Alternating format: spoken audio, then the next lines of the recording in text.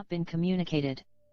Sarah, what we discussed Wednesday night has been swirling around me ever since. I think I've become a bit obsessed with all of this. What for me, anyway, is new information. I'm trying my best to process it into my mental framework, and I have to admit, I'm not sure it's working. Dr. Neruda, I understand. I've held back some information for this very reason, not only for you, but also for those who will ultimately read this. Sarah, when we ended the last session we agreed to spend more time on the Grand Portal. Is that what you're referring to, or is it something else? Dr. Neruda, it's all related.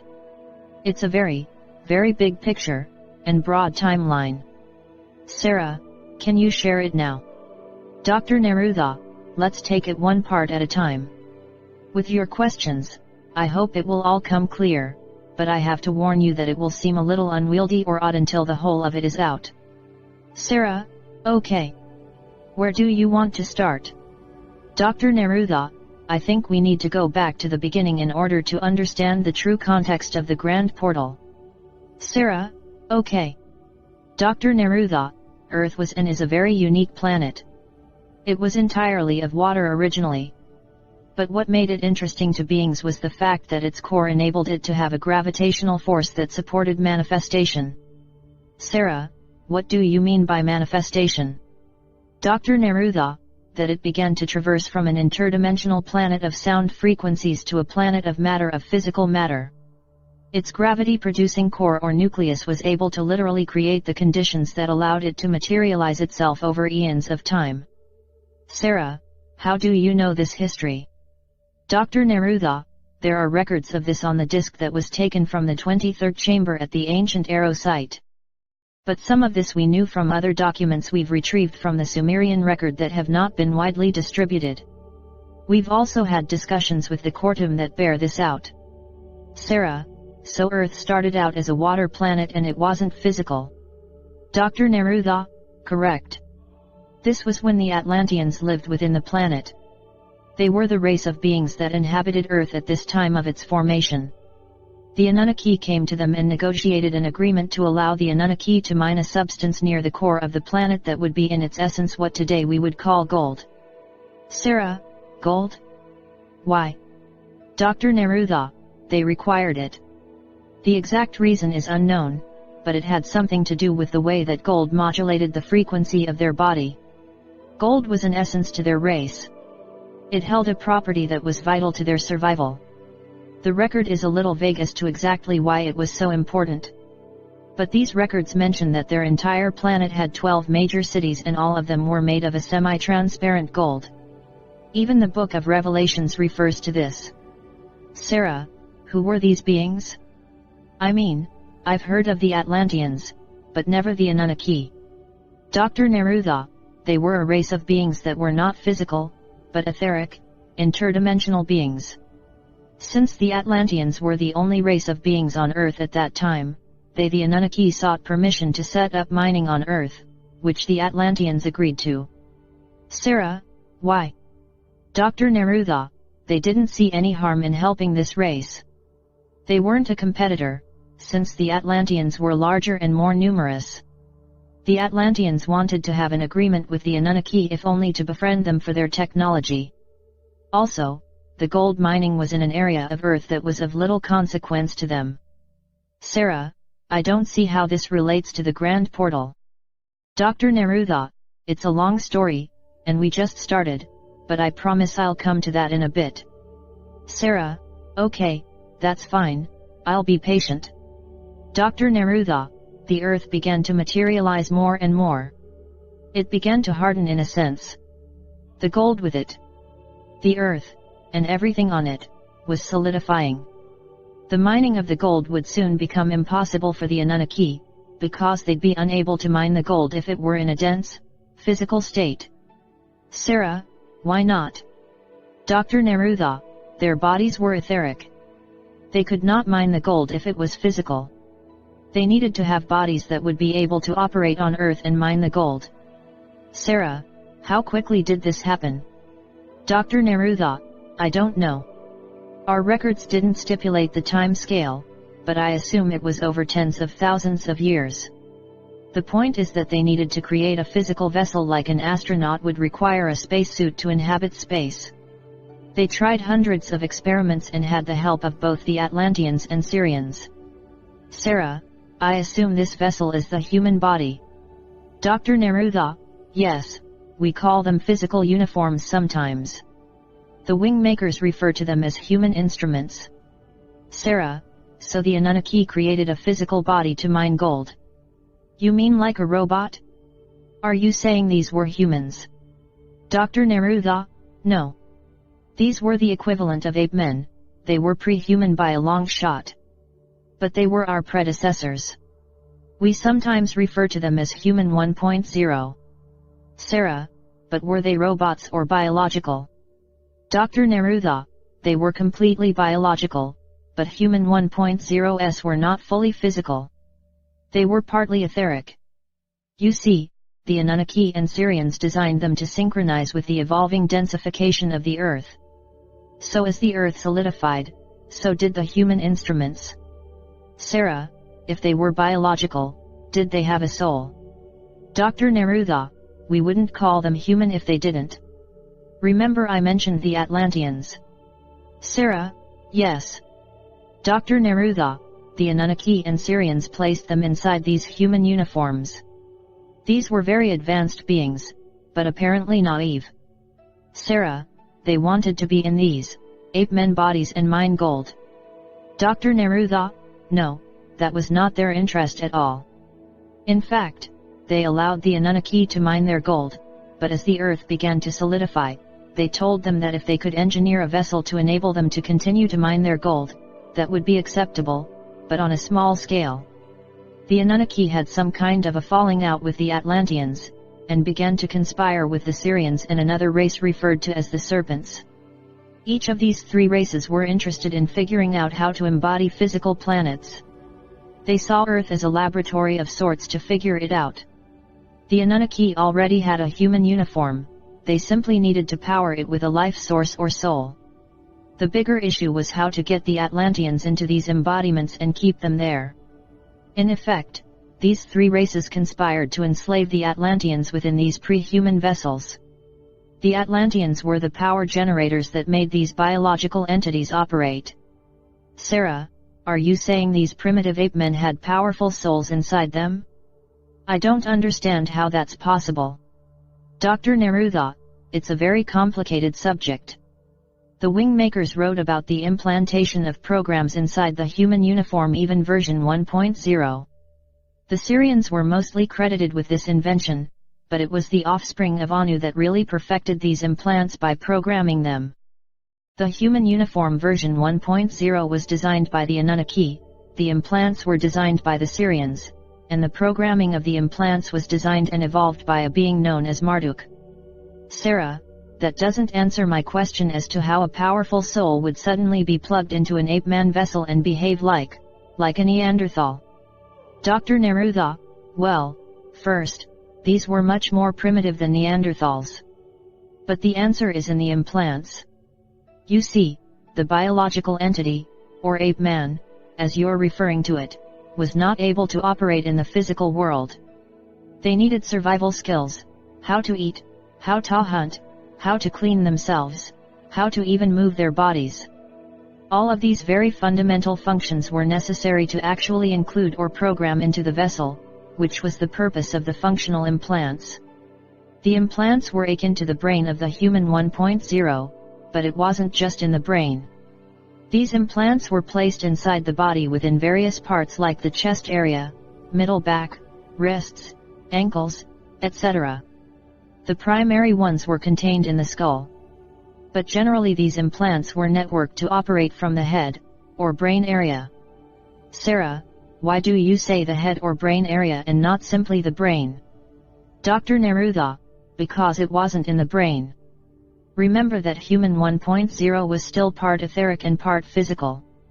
The implants also needed a similar consistency or sound vibration. They were placed into the bone or skeletal structure mostly, and some in the muscle tissue. These functional implants fused into the muscles and bone, including the DNA. The wing makers put it this way: the DNA integration was for the intelligence of the plan, the muscle tissue allowed the life essence to power the functional implant. There was a central coordination point, and that was in the brain, but the implants were located throughout the body. This was an integrated system that was installed in the human uniform to allow it to be controlled, monitored, and programmed over time. It was the evolutionary stick and carrot. Doing it this way allowed the early humans to dig out gold, which, as I said, was their primary purpose initially. Sarah, I'm sorry to sound like a broken record, but I still don't get how such an advanced race as the Atlanteans could power these ape men and become slaves. It doesn't make sense to me. Dr. Neruda, you see, the implanted functionality was partly to make the human 1.0 and its power source the life essence of an Atlantean to function efficiently and effectively as miners. That was the prime goal. The second, however, was to suppress the power source, or in this case, the Atlantean beings inside the human vessels. They did this by making the power source ignorant of its origin and the reality of its true expression as an infinite being. When the Atlantean beings were placed inside the human uniform, they were essentially 100% focused on physical survival and functional performance. There was no relationship, no marriage, no reproduction. These were essentially cloned beings. They were all the same in terms of their appearance and abilities. Human drones, piloted by implanted functionality that the Atlantean being inside became associated with, as them. The infinite inside the body believed it was the body and the implanted functionality, and nothing more. Sarah, what happened when they died? Dr. Neruda, let me be clear, these beings, the Atlanteans, were infinite, meaning they did not have space-time regulation. They lived after the body died. However, the Anunnaki created a set of planes or dimensions of experience that was the equivalent of a holding plane, that's what the wing makers called it, where they could be recycled. Sarah, recycled, as in reincarnation. Dr. Neruda, yes, exactly. This was the basis of reincarnation. It allowed the Anunnaki to recycle the Atlanteans. Some aspects of the implanted functionality were interdimensional, which is to say, it could assist in the delivery of the beings to the proper location within the holding planes of consciousness, and assist in their reincarnation back into a new vessel. Sarah, but you said that the ape men didn't have reproduction. Dr. Neruda, not in version 1.0. These were basic. But the Anunnaki could create them in large scale, so when one human uniform expired, let's say they had a mining accident, another would be made. These were clones. The ability to self-reproduce came in version 2.0, and that was mostly because the amount of effort required, on the part of the Anunnaki, to manage this process was enormous. They wanted to create an automated system, something that wouldn't require them to orchestrate all of the variables. So the Sumerians helped them to create the implants for reproduction and the ability to automate the recycling of the beings from the holding planes to be born into the physical through a baby. Sarah, so, this was all automated, by programming, technology? I don't know, this is too weird. Dr. Neruda, the universe is made up of dimensions that are a result of mathematical equations. It is constructed from mathematics. Some beings understand how to apply mathematical equations to organize and plan space-time. It's all created. This world is created, it's not real. It's a programmed reality. When I say plan, it can also be construed as control of space-time. That is to say, this is a programmed space-time reality. Once you can program space-time reality within a species like humanity, you can program at the individual level of a person, right down to when they itch their nose, if you want to. It's all mathematical equations. Sarah, I don't know what to say. For now, I'll go along with you, but it really sounds like fiction to me. So, what happened to the ape men? Dr. Neruda, I mentioned Marduk.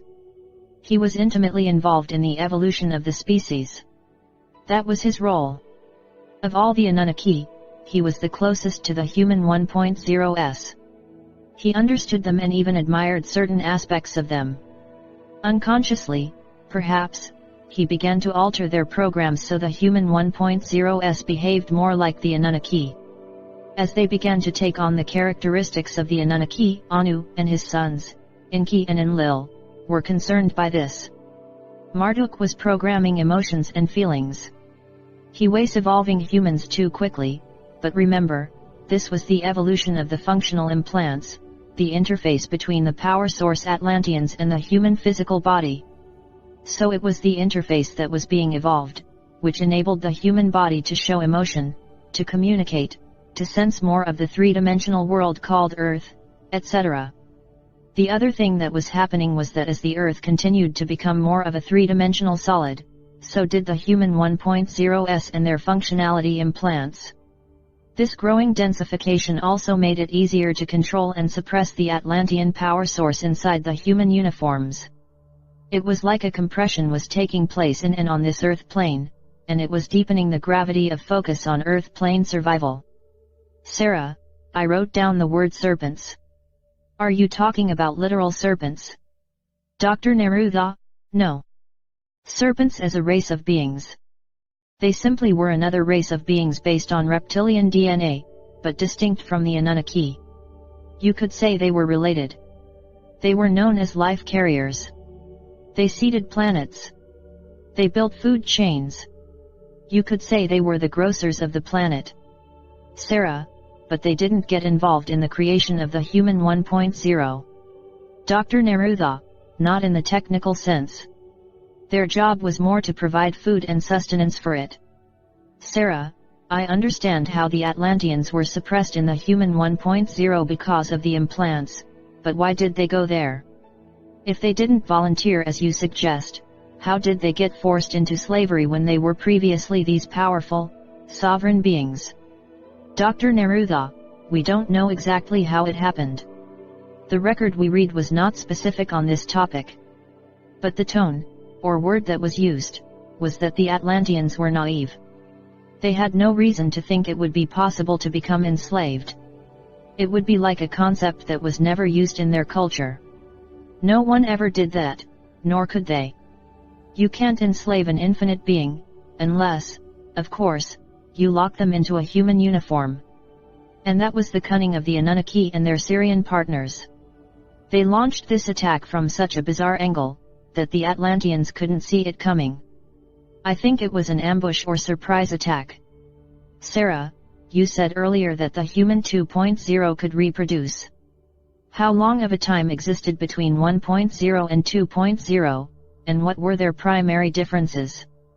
Dr. Neruda, human 1.0 rose to a pretty high level in terms of being able to speak or communicate. That was the major add-on that Marduk brought to human 1.0. However, the psychological state of being a clone was too hard for human 1.0. They all looked alike and had the same thoughts, so communication was helpful to a point, for example, coordinating a task, but actually having individual ideas, no. And this led to depression and psychological states where, according to the wing makers, they literally went mad. This flaw was a huge problem.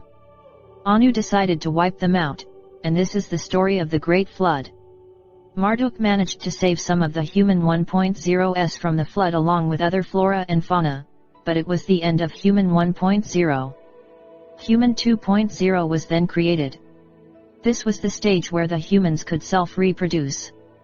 And when this happened, some of the Anunnaki impregnated female humans and brought in their bloodlines to the human species. This began the variations. This began the idea that humans were no longer clones. The concern, however, was that human 2.0s might become too powerful and self-aware. What if the Atlantean power source became aware that it was an infinite being? This was when Anu decided that he should be God.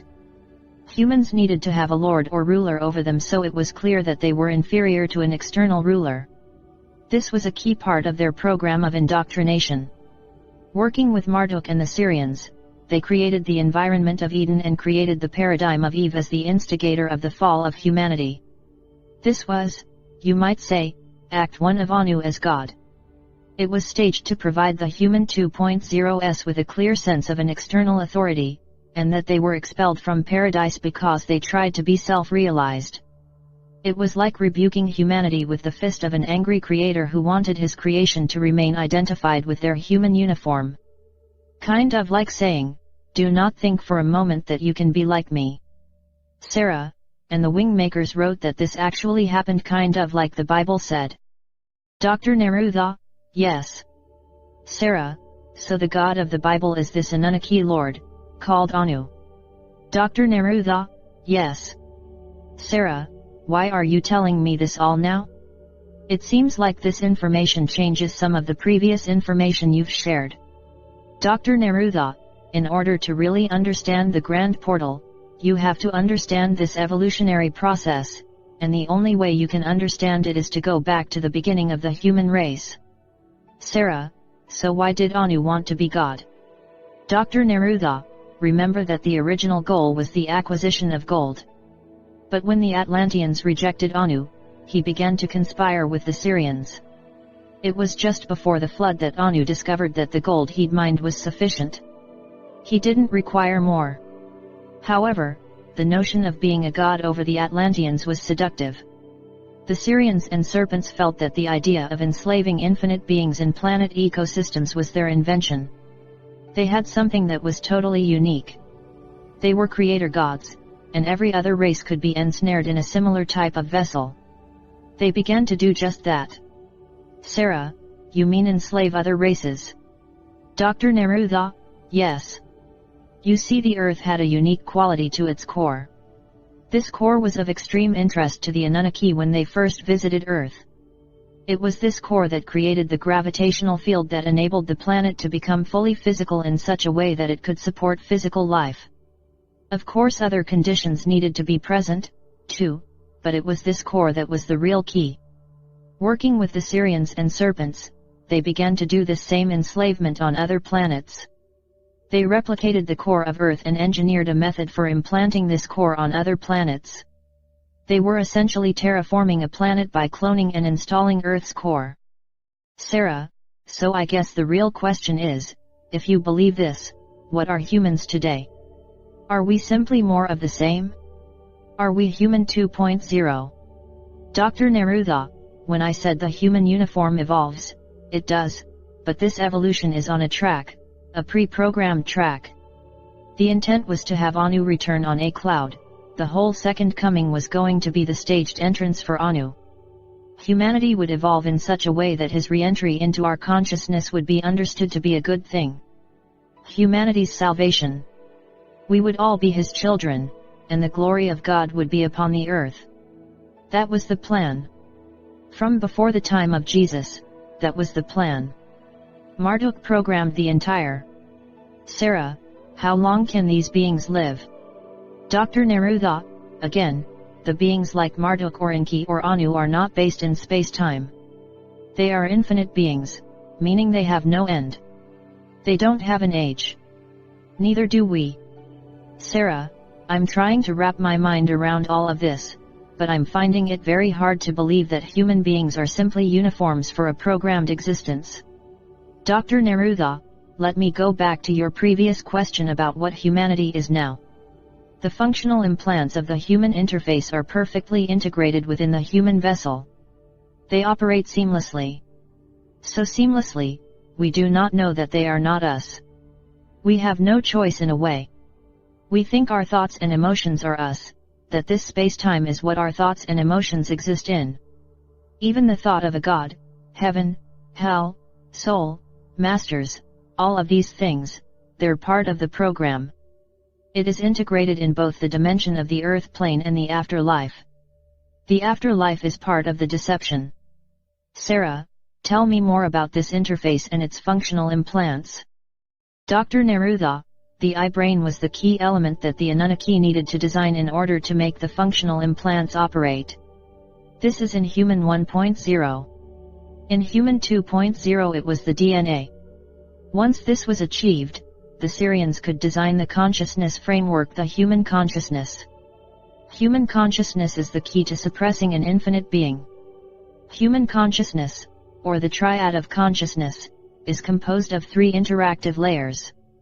The first layer is universal mind or unconscious, and this forms the link between the individual human and the entire species. This layer is what enables all of us to see what everyone sees, feel what everyone else feels, know what everyone else knows. It is the perfect way to unify a species in separation. In fact, that is the way we feel unification, through the unconscious mind. The next layer of consciousness is the genetic mind, as the wing makers refer to it, or subconscious, in the case of Sigmund Freud. This forms the link between the individual and their family tree or genetics. This is where bloodlines are expressed. And then there is the conscious mind. This is the unique individual perception and expression, what most of us call our personality and character. It's built on this layer. The conscious mind of the individual is heavily influenced by the genetic mind, especially between birth and the age of 7 or 8. By that time the influence is all-encompassing. Remember that the Anunnaki created the biological form, the body, the Sumerians created the functional implants, and Marduk executed the programming of these functional implants so they would evolve along a programmed path, leading to the return of Anu. This was expressed in the hierarchical structure of humanity that speaks of God and masters in religious and esoteric texts. This was all part of the design, to create various religions and esoteric cults that would support a vast hierarchy and order the human species into master-student relationships, and then create a multi-leveled afterlife that would reward those who believed and were obedient to their god or masters. Related, escape their trap and set your soul free. You see, the whole principle that was behind this entire endeavor could be summed up in one word: separation. Everything exists in separation within the earth plane and its afterlife planes as well. But, according to the wing makers, what is real is that we are all imbued with equality and oneness, not through the unconscious mind, which only links us in separation, but rather through the life essence that is us. And this life essence is sovereign and integral. It is I am, we are. No one is above, no one is below. No one is better, no one is lesser. Sarah, but you're saying everything is a lie? Everything. I mean everything we've been taught to believe is a deception. How is that possible, or even believable? Dr. Neruda, it's possible because the beings that have enslaved humanity designed a world in which we adjusted to over eons of time, and evolved into it in such a manner that we became lost in our world. The veils that have been placed over us are opaque. So much so that people operate as human uniforms, unaware that everything around them is illusory. It is a programmed reality that is not real. The wing makers say everything is simply sound holographically organized to look real. Sarah, it's depressing. Dr. Neruda, only when you consider the scope of the deception and the way in which humanity has allowed it to rule their behaviors. The good news is that you're hearing about this now. Sarah, it doesn't feel like good news. Dr. Neruda, each person can step out of the illusion. There is no master here. No God is going to come down and make it happen for us. No ETS. No one. It is each of us. This is what is meant by I am. It's like one. One me, and one all of us unified. AM, meaning exist now. In this moment. Not in history or memory. Not in some future time or goal. Now. Sarah, it doesn't feel real to me. I was raised a Christian. I have no reason to believe that Jesus was an inside agent for this plan of deception. Dr. Neruda, I'm not saying he was. Many of those who have come to Earth as human teachers have tried to reveal how deep and broad and high this illusion has been constructed. It is as far as the edge of the universe and as close as your DNA. Everywhere in between is illusion. Jesus came to reveal much of this, but the writers of the Bible decided what would be acceptable within the paradigm of life as we know it. They elected to make Jesus a part of the deception. They saw it was time for a redefinition of God to accommodate an evolving human 2.0. God was suddenly a loving father, and all of humanity was brother and sister. Sarah, so you're saying Jesus was aware of this deception, but his words weren't included in the Bible. Dr. Neruda, our opinion was that his words were so against the conditioned beliefs that people could not understand them as he said them. And so, over time, they were translated into the form you know them today. The biblical translations simply lack the original potency with which he said them. Besides, there are two methods that can make exposing this illusion a very difficult proposition. Sarah, what do you mean? Dr. Neruda, the first is that the unconscious mind system is inside everyone. It's like a field of information that everyone can access. It can affect or infect everyone. A revelatory idea can be passed to a small number of people, but it lacks sufficient influence to generate mass awakening. So there's unconscious mind inertia. The other, and this is more pernicious, is that the functional implants are programmed, and like any program, it can be upgraded or even turned off. Sarah, as I listen to this story, I feel a little overwhelmed at how to proceed with the interview. I'm not sure what to ask or what direction to take things. If I look at my notes, I see my handwritten note, "There is no God." Is this really what you're saying?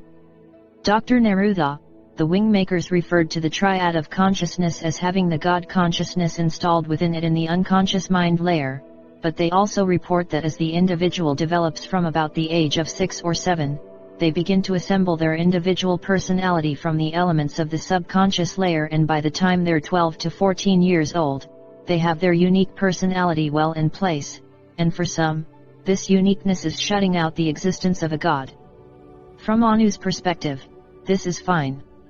He probably likes having atheists and agnostics. It's more separation. More diversity.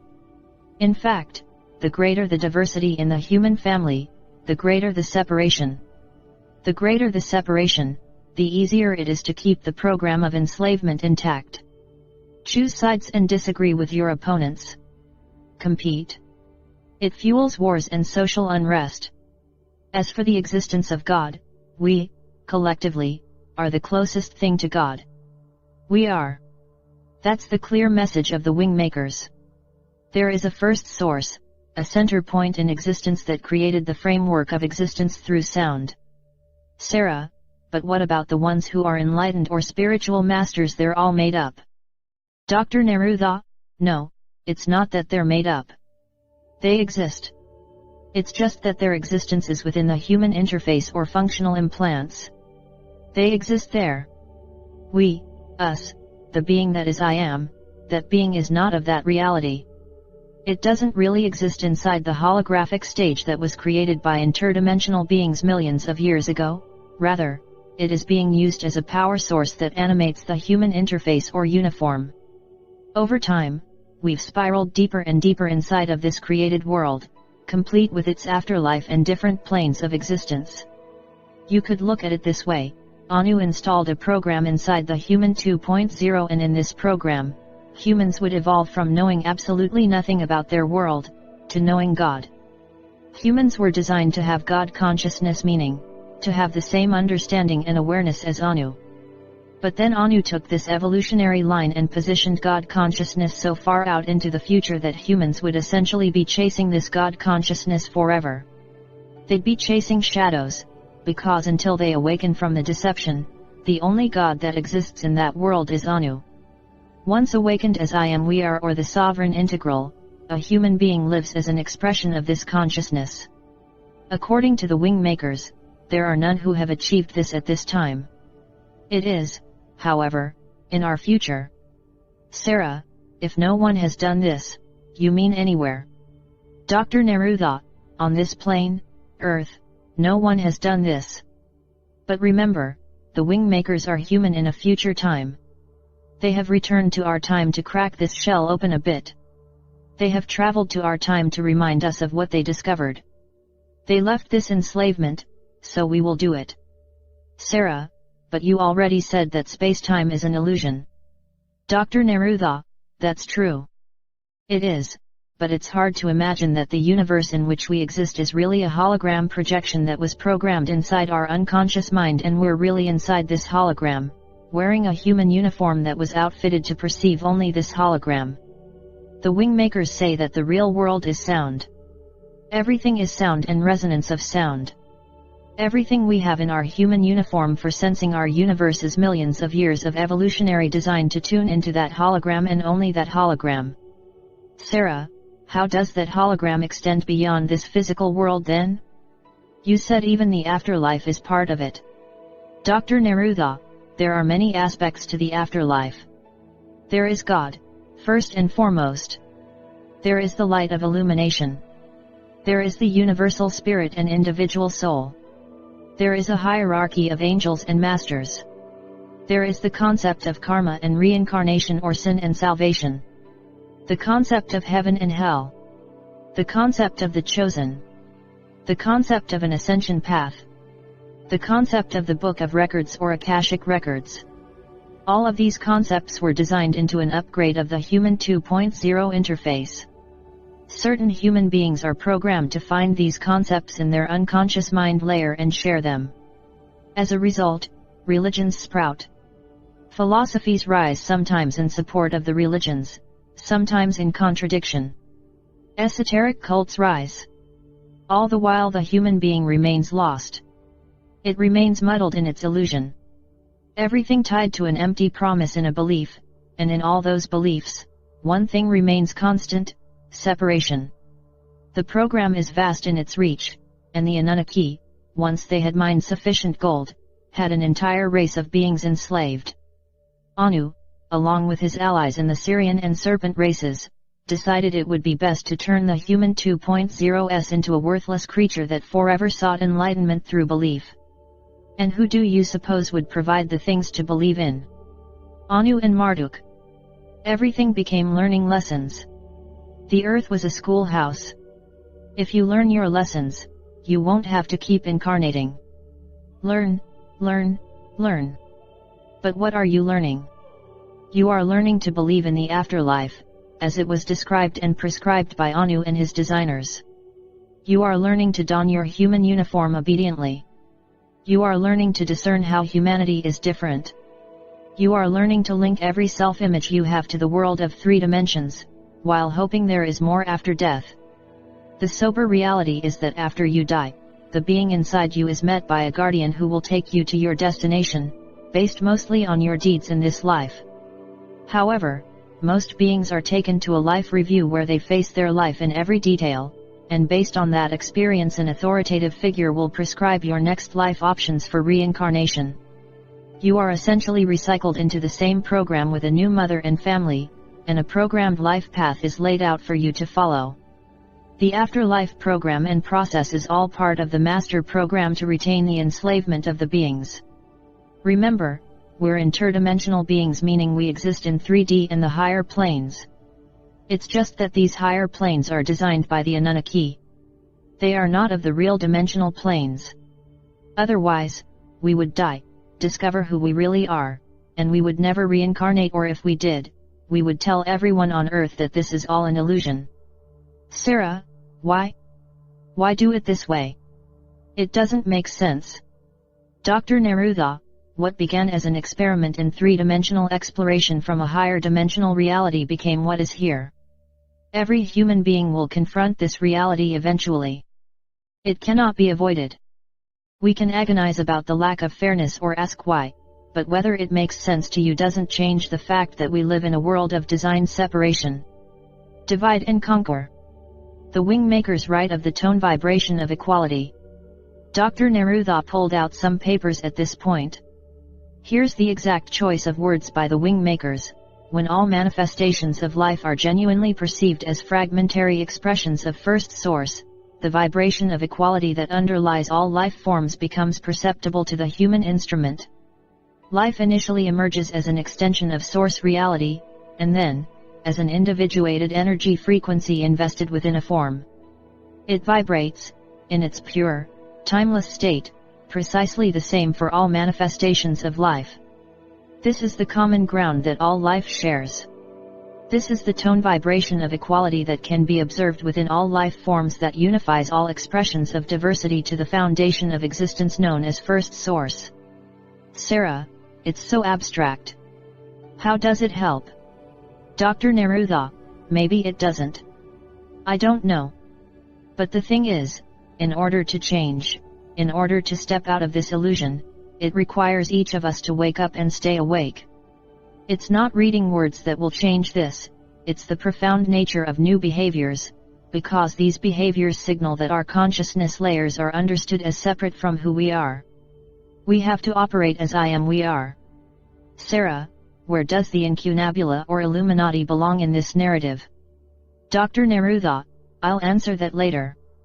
I want to continue the story a little further. Sarah, okay. Dr. Neruda, Human 2.0s and Earth continue to densify. We become increasingly three-dimensional. We are actually denser now than we have ever been in terms of physicality. There was a time, about 30 years ago, when we thought alien races were actually leaving spaceships behind on purpose, but what we discovered, more recently, is that most of the aliens were not physical beings. They were observing Earth, and their spaceships actually became entrained by the gravitational circuits of the Earth's core, which caused their spaceships to materialize in three-dimensional space. Because many of the materials used in the ship's construction had chemical properties, they were prone to densification when exposed to Earth's atmosphere. Sarah, you mentioned the Earth's core as being the cause of all of this. What's so special about it? Dr. Neruda, the magnetic fields associated with Earth's core are unique. They are, in the words of the wing makers, alive. We can only assume that alive is an aspect of intelligence. The point in this, however, is that everything's densifying. It is compressing. It is compressing for a reason. The old systems can fall in unison when density reaches a certain critical mass. And that is what will happen. Sarah, when? Dr. Neruda, all I can say is that it is soon. I don't want dates and times associated with it. Sarah, but do you know? Dr. Neruda, we know a range. Sarah, more than 10 years. Dr. Neruda, yes. Sarah, more than 20 years. Dr. Neruda, all I will say is that the wing maker's term for this is sin, or the sovereign integral network. Sin is the definition of the new system. They said it can come in an instant once the right conditions are in place. What is unclear is how sin develops after the Grand Portal and Human 3.0. Sarah, that's the first time you've mentioned Human 3.0. What is it? Dr. Neruda, if human beings are trapped in a prison of illusion, as Human 2.0s, and their interface to the holographic universe is the reason for their being trapped, then a new model needs to step forward. Human 3.0 is this new model. It is the formula of self-realization. It is stepping out of the constructed universe or reality, and living as a self-expression of I am we are. Human 3.0 is the sovereign integral. I call it Human 3.0 SI. You see, the Grand Portal is a way to synchronize humanity to a new inception point where it is living in the expression of oneness and equality, sovereign and integral, I am and we are. It is a way for humanity to move from separation, which was its previous inception point, the one that generated Human 1.0 and 2.0. Human 3.0 SI will have a new inception point, and the reason for the Grand Portal was to enable synchronization, because how can you have a network of equality and oneness if the beings were not synchronized? Sarah, what is soul, then? Dr. Neruda, soul is an idea or paradigm that has become part of the human reality program. Soul is the part of you that contains all memory of your existence as a human 1.0 and 2.0. For most of us, this is a vast repository far too large for the consciousness framework to deal with. So the soul holds this information for each individual being. Soul is a paradigm of infinite expression within a finite reality. But you can't be infinite in a finite reality if that reality is a programmed reality. So soul is not the life force that powers the human consciousness. That is the sovereign integral. That is what each of us is when we are stripped naked of all illusion, of all deceptions, of all limitations, of all veils, of all functional implants including the soul. It is the redefinition of human identity and expression as I am we are. From a human perspective, the wing makers do not see humans as lesser entities, but simply beings with inception points that enslaved them. It is not a judgment that humans are worthless or bad or sinful or weak or needy. None of those things. Humanity needs a new start. A point in which they can synchronize in one realization, and that is the expression of I am we are. Living those words as behavior. Sarah, where's the creator of Anu, the real God? How can we be allowed to live and operate in this kind of deception? Dr. Neruda, the wing makers talk about the transformation/mastership model. Hold on. Dr. Neruda went to a page among his folders. This is how they put it: the time has come to integrate the dominant model of the hierarchy, evolution/saviorship, with the dominant model of source intelligence, transformation/mastership. This integration can only be achieved at the level of the entity. It cannot occur within the context of a human instrument or an aspect of the hierarchy. Only the entity, the wholeness of interdimensional sovereignty imbued with source intelligence, can facilitate and fully experience the integration of these two models of existence. Sarah, so what does that have to do with my question? Dr. Neruda, each individual being is responsible for this. God or source intelligence isn't going to come down from the heavens and correct human faults or obstacles. Humans need to take responsibility for this. Sarah, but seriously, how? We're wrapped in so many layers of deception. Dr. Neruda, it's not easy. The wing makers write about the heart virtues as the behavioral construct for this time. How these words can be applied and lived. Not simply held in the head as a worthy concept. Sarah, I don't think you've mentioned these before. What are they? Dr. Neruda, appreciation or gratitude, compassion, humility, forgiveness, understanding, and valor or courage. It is the combination of nowness, being in the now, and applying these words in our behaviors. It's being impeccable in this practice. Sarah, what happens if you do? Dr. Neruda, the unconscious mind is a doorway into all beings. These behaviors go out to all beings. They support the building of the sovereign integral network Human 3.0, which is the replacement of separation consciousness of Human 2.0. So this is the application of insertive behavior, which is to say, I will insert these behaviors in my nowness. They will become the palette of my behavioral choice.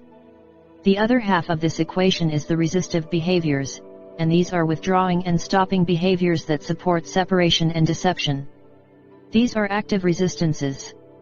Saying no to behaviors of your own and others, without judgment. Again, whether you operate in the insertive or resistive behavioral mode, you are affecting the whole. You either support oneness and equality, the I am we are, or you support separation and deception, also known in our reality as the status quo. The starting point of behavior or expression is in the now. This is the creative nerve center. Every single now is a potential to support oneness and equality in this world and help birth the Human 3.0 and the Sovereign Integral Network. Sarah, how long? I mean, how long will this take? Dr. Neruda, the Grand Portal enables the Sovereign Integral Network. The wing makers suggest that around 2080, conditions should be ideal for this Human 3.0 to reveal itself. But they also stipulate that it could happen sooner or later. Sarah, why wouldn't Anu, since he's God, simply stop it? Or, if Marduk could program with such amazing accuracy, how could Human 3.0 even come about? Unless he wanted it. Dr. Neruda, there have been several interventions. While Anu and his Syrian cohorts were focused on the Human 1.0 and 2.0 uniforms, they didn't pay as much attention to the interaction of Earth and the human vessel. Earth is an anomaly in itself. Remember that the Earth's gravitational fields interact with all life. Even non-physical beings, if they get close enough, can be materialized in this plane of existence. Anu did not want to be materialized in this dimension, and he could only appear on this plane of existence for short times, maybe a day or two.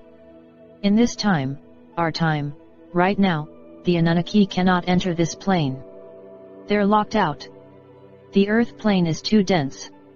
So that is one reason. Anu's ability to interact directly with his creation has been curtailed. The second intervention point is that non-physical beings have woken up to this issue of enslavement. They see how it affects everyone. It was permitted in part because the Anunnaki and their alliance partners were strong and threatening to many other races and beings. However, this notion of enslaving infinite beings, as a concept or inception point, was infecting all of existence.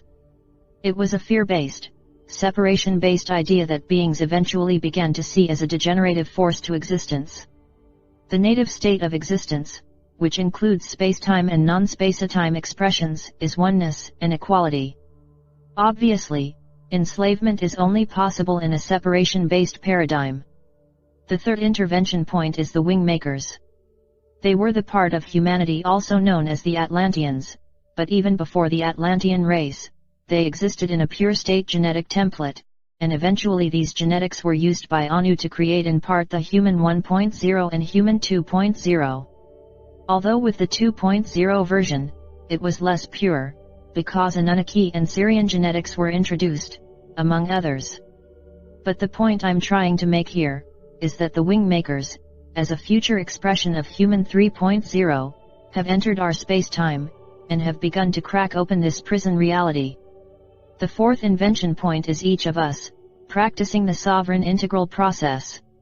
Sarah, I presume the Incunabula and Illuminati have something to say about this whole Human 3.0 plan. Am I right on that? Dr. Neruda, yes. The triad of power, however you want to define it, in terms of titles, is programmed to create their own Human 3.0. This version will be predicated on the confluence of technology in the form of biological enhancements that make the human vessel even more of a welcoming environment for the functional implants. The goal is to make an infinite human on the earth plane, infinite by virtue of immortality. The fusion of human and technology, or what some call transhumanism, is the goal. So, Human 3.0 for the triad of power is very different from Human 3.0 SI, as envisioned by the wing makers. You see, transhumanism is separation.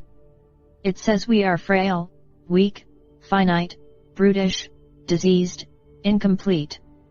All of these ideas of biological implants and cognitive enhancement were parts of the ACIO agenda.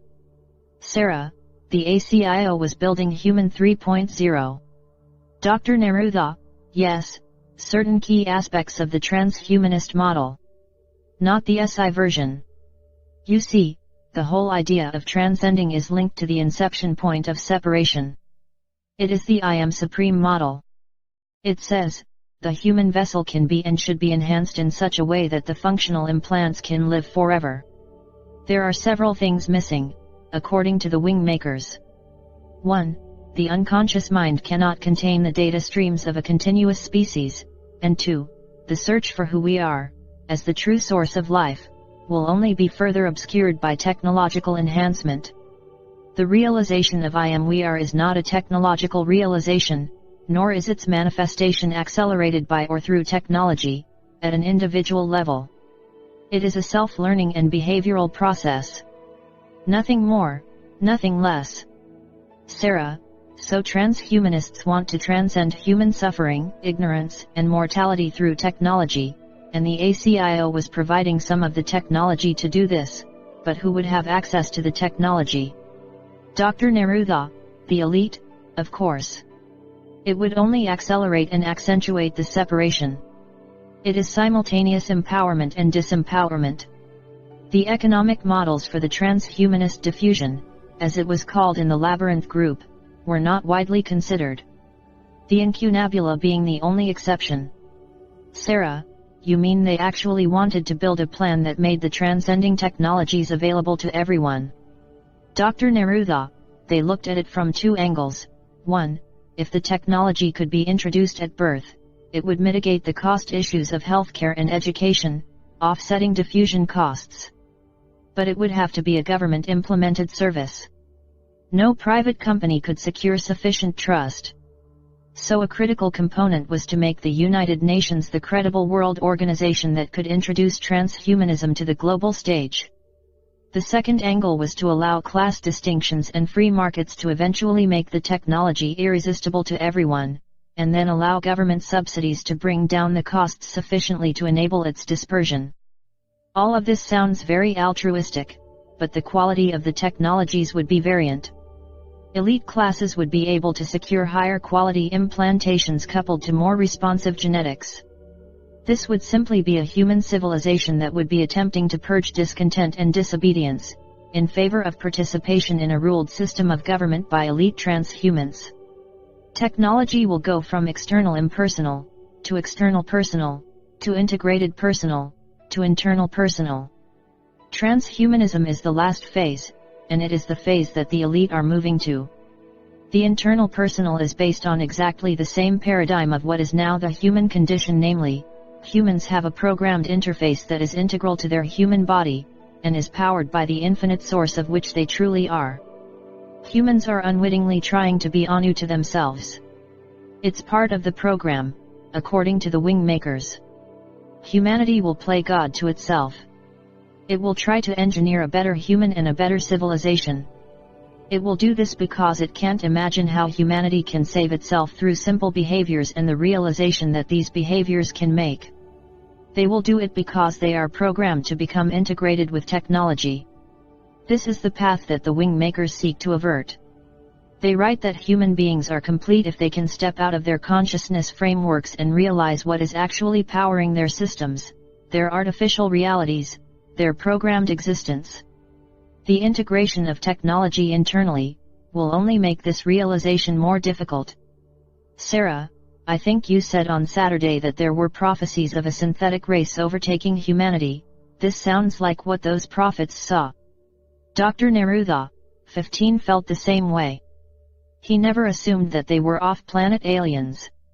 These prophets could have seen human 3.0's transhumanists in some distant timeline and assumed they were alien. Sarah, what about the military force? Dr. Neruda, as you can imagine, this is where it will be tested first.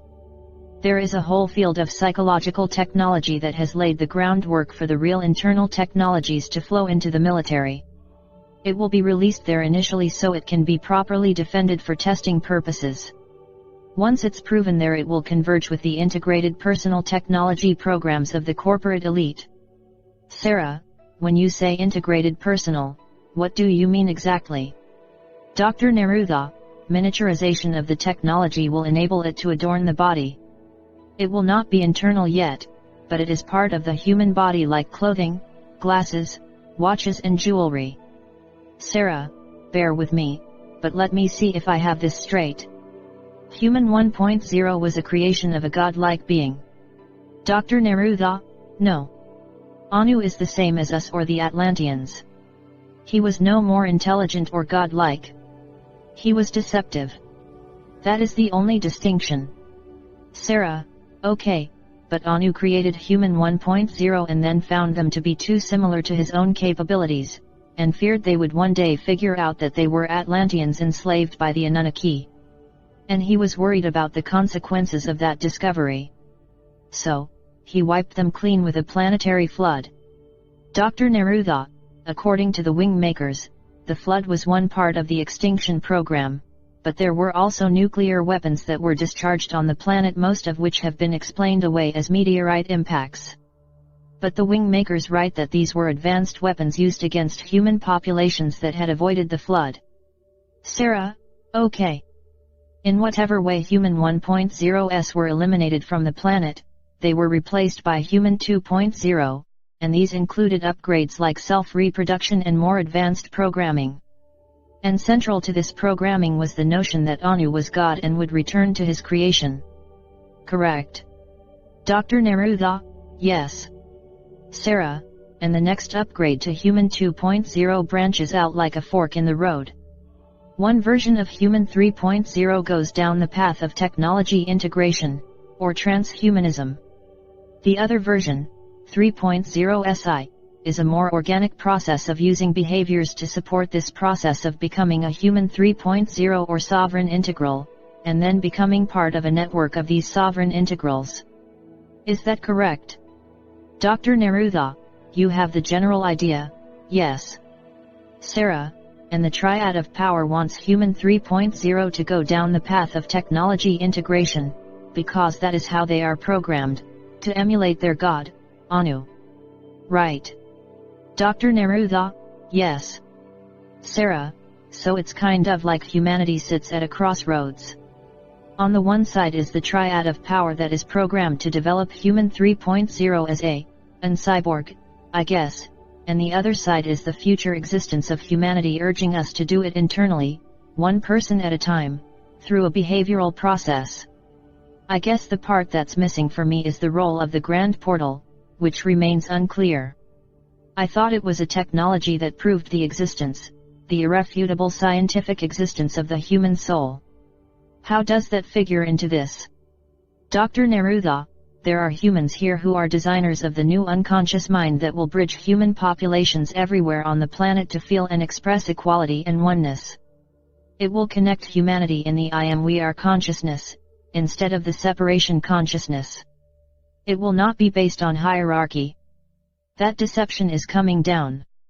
One of the things that was never disclosed in the materials including my previous 4 interviews, is that certain information was to be withheld. Some information was even veiled to not raise the ire of the triad of power. This information, the 5th interview, will not be disclosed in the same timeline as the previous 4. Sarah, why? Dr. Neruda, the designers of the new unconscious layer of the Human 3.0 are on the planet now. They are doing some of the preparation required to move humanity who will be sitting at the fork in the road in the next 40 to 50 years to choose the I am we are path. Sarah, so I can't release this interview. Dr. Neruda, no. When it's time, I will contact you. Sarah, you said some of the information was veiled. In what way? Dr. Neruda, the Wingmakers will only release some of the information now, in 1998. That is the information that will not feel too revolutionary, too radical. It needed, in their own words, to cross into the human interface and activate a willingness to listen to their voice. For example, they used the term Wingmakers, to describe themselves, knowing it would have a connection to the angel construct. Sarah, but you said the Wingmakers were a future representation of human beings presumably, from this disclosure version 3.0. Right. Dr. Neruda, yes, but there is programming within the human interface where the functional implants are networked as a system, that will tune out certain information. A person will hear it, but they will not act on it. They will hear it, but they will object to it. They will hear it, but they will not share it. All of these programs were created not originally, but they can be upgraded, the program can be updated with new instructions. It makes cracking into this reality exposing it for what it truly is a very difficult proposition. This is why it requires a degree of stealth. The deception is so thick and opaque in this reality, that the ones who are trying to come into the prison and create a crack in the wall, they also have to use a form of deception. Sarah, why? Dr. Neruda, the programming, Sarah. If the pure state information was given out, and it contradicted everything that people have been told to believe. If it was the literal reverse of what was logical and acceptable in this world, who would listen? The Wingmakers needed to awaken certain people to bring them inside their information field, to warm them up to the truth. It has to be done in degrees for the vast majority of people. Sarah, what about me? Dr. Neruda, you are not among the vast majority, but then you're only getting a taste of it. Sarah, does everyone within the Labyrinth group know this, too? Dr. Neruda, yes, to varying degrees. Sarah, but they were going down the transhumanism path. Did this information change their mind? Dr. Neruda, no. That's really why I'm here. Sarah, you just said I'm only getting a taste of it, so there's still more materials that will be released later. Dr. Neruda, yes. Sarah, but you're not going to tell me when, right? Dr. Neruda, correct. Sarah, as intelligent and aware as the Labyrinth group is, why didn't this information change their minds? Dr. Neruda, I had the benefit of having direct interactions with the wing makers. None of my peers did. This was the difference in my willingness to act on the information, and not simply consider it as a contradiction to my invested reality. Sarah, this is fucked up, isn't it? Dr. Neruda, what part? Sarah, all of it. It's all fucked up, and we did it. Dr. Neruda, whatever it is, it's important to know what's behind the deception, to look with sober eyes on the truth. It may not be a beautiful picture to be sure, but how else do you realize your own truth until you know the truth of the big picture? So, however screwed up it seems, it is an inception point for the individual to redefine themselves. Would you rather stay in the illusion of a soul in a human body that will be saved by God and ascend into heaven and hang out with angels who strum harps? That whole idea is repulsive once you know this. That picture is based on separation and selfishness and lack of empathy and understanding. Or, you can simply say it's all a big illusion, including the notion that we are infinite beings, and that when you die, you're done. The part of this new picture that is promising is that we exist infinitely despite the fact that we have been suppressed and enslaved. We also can play a role in supporting this redefinition of the human being through our thoughts and behaviors. And, maybe most importantly, we have the wing makers, our future selves, providing us with evidence that we are prevailed. When I first read these materials, these were the things that provided some sense of hope, and I share them with you, for what it's worth. Sarah, thanks. All of the things that you told me in the first 4 interviews, with this new information, does it change it? Dr. Neruda, yes. Everything is affected by this. Sarah, give me an example. Dr. Neruda, Sunday night I mentioned LERM, or the Light Encoded Reality Matrix. LERM is what the Labyrinth group thought was God in terms of proof. But what was really discovered was the essence of Anu and how he operates in this reality as an all-encompassing observation field that is inside our consciousness interface to this reality existence called Earth. LERM is Anu projected. Sarah, what about ETS? Don't they know about this, and can't they intervene and save us from this situation?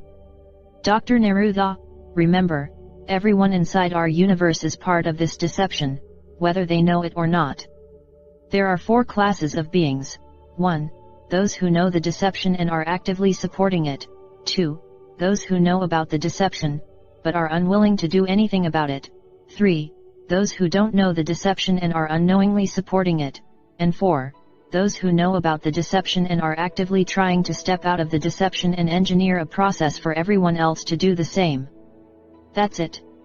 It doesn't matter if the being is physical or non-physical. Everyone falls into one of these 4 categories everywhere in our universe of existence. The beings in Group 3 are waking up. Some of them understand that the deception in one part of the universe infects all. It requires corrective action.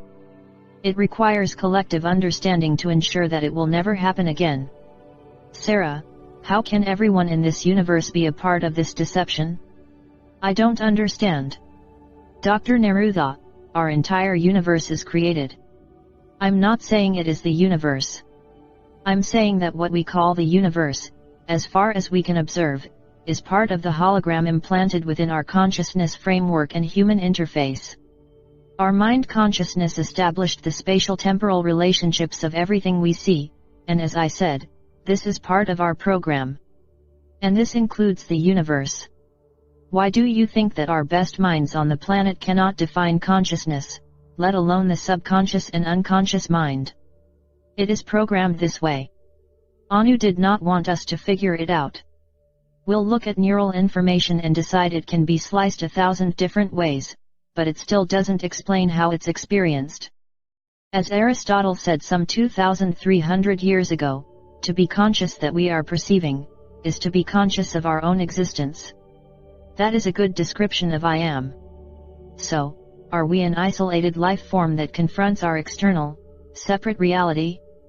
No, we are connected to all. That is why I am we are is the critical inception point for our identity. Any being that does not confirm their belief in this, is not aware of reality. It doesn't matter where they exist or what vessel they wear. It doesn't matter if they want to save humanity. They must first act from this inception. The universe, as immense as it appears, is a hologram inside a programmed existence in which every human being agrees is reality. That agreement informs the unconscious mind again, a part of the human interface that Anu created, and collectively we all see our world the same way, more or less. We have been told there are trillions of planets with life. That the universe is abundant with life forms in various dimensions, but what we know is here. On Earth. The tangible, visible Earth. Are there other beings? Of course. I've seen them. Will they save humanity? They can't. They can only support. It isn't about anyone or anything saving us. It is about a redefinition process that can only occur within each individual entity. It isn't about being beamed up or ascending to some higher, protected dimension. This will be done in the physical body as human beings, by human beings, for human beings. Sarah, I know the interview on paper won't show a hint of how you just delivered that last answer, but I wish it could. I think it helps to see it. Dr. Neruda, the words are enough. Sarah, why you? Why do you suppose you can interact with the wing makers and were asked to release this information? Why didn't they interact with 15, 2? Dr. Neruda, first of all, it isn't just me. However, within the Labyrinth group, they selected me for reasons that I had a certain resonance to their information that others within the Labyrinth group lacked. In terms of releasing the information, perhaps I was the only one who would go to the extreme of defecting from the ACIO in order to make this information available. I don't look at myself as unique in the sense that I am the only one involved in getting this information out. There are others, many others, both physical and non-physical, who are assisting in this transformative process. The wing makers refer to it in their philosophy papers as the two portals. Sarah, I've only heard you speak of the Grand Portal. I assume it's one of the two portals. Dr. Neruda, yes. The Grand Portal will be released in the wing makers' literature as the irrefutable scientific discovery of the human soul, and in a way, that's true, but it's not the whole story. The two portals are defined as the crack and the wall demolition. Sarah, I hope you plan to explain that. Dr. Neruda, yes, well, the crack is the first portal. It is the portal between worlds. It is a human, and that's about all I know at this time. Sarah, a human who does what? Dr. Neruda, that can step between worlds. I realize that thousands of people, even famous people, have claimed to have visited heaven, but according to the writings of the wing makers, it is not true. They have wandered into the astral world, which has many dimensions, but this astral world is part of the creation of Anu, in terms of our programming. Our true dimensional existence is not of Anu's creation or formulas. The human portal will be a communication portal between our origins, as a race of infinite beings, and this world, the hologram of deception. Sarah, what about the wall demolition, as you called it? Dr. Neruda, the Grand Portal is the wall demolition. That's when the wall comes down through the efforts of all beings that are undergoing the sovereign integral process. And this makes it possible for all human beings to step forward into their infinite self or life essence. Sarah, so the sequence is first the human portal and then the Grand Portal? And from a timing perspective, what can you say about it? Dr. Neruda, the human portal anchors the inception point on Earth for the Grand Portal. It will come in about 10 years. The Grand Portal, about 70 years after that. Those are the rough time frames I've been given, but always with the stipulation that these times can shift and change. Sarah, what does science say about this? Dr. Neruda, science, in terms of what? Sarah, I mean the whole notion of the universe being a hologram or illusion created inside our head. Dr. Neruda, science is not able to explain it. The counter-logical nature of the universe in terms of quantum behavior is impossible to explain. Some scientists have relented to explaining it all away as hidden variables. But frankly, what the wing makers have explained is that we're creating the universe through the human interface Anu provided us by reinterpreting sound vibrations through our 5 senses. Sarah, but it doesn't make sense. How can I see the moon and a 2-year-old can see it exactly the same way? How can it be the same? Dr. Neruda, no, this is what the unconscious mind provides the human 2.0 interface.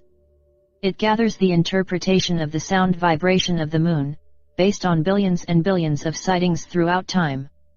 These evolve and change based on environmental conditions, but generally the notion that the moon is silver and generally the size that it is stored and shared in the DNA and unconscious mind system and reinforced by culture, family and education. This is the universal collective field. It's a field effect that transfers information through vibratory fields that interconnect humans. Sarah, maybe it'll just take me a while to get that one. I hear your explanation, it just doesn't make sense to me. Let me change the topic slightly. If everyone's life is pre-programmed, why are you and I talking about this? I mean, why are we able to discuss this? Why would Marduk's program allow us to even glimpse this information? Dr. Neruda, it's a good question. Maybe the best way to understand this is to consider a thought experiment. Imagine that our universe is a bubble. It was created by a group of entities that used deception against their equals who had never experienced such an evil vision of separation, and therefore couldn't conceive of a defense against it. This bubble universe seemed complete and always expanding. In many ways, it was an ideal platform for life, and yet only one sentient life form seemed to exist on one tiny planet inside this vast, near-infinite universe.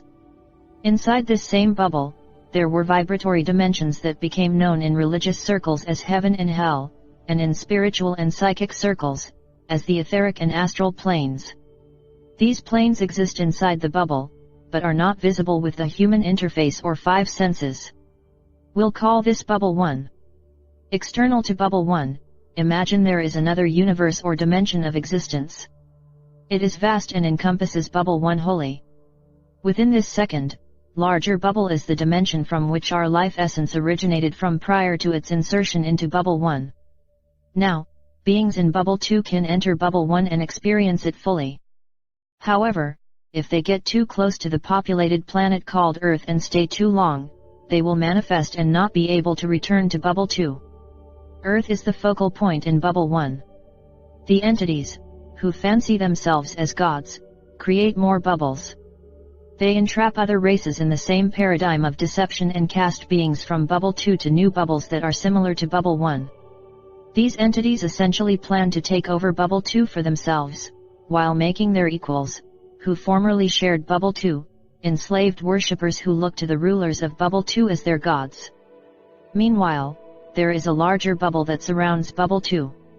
We'll call it Bubble 3. Are you with me?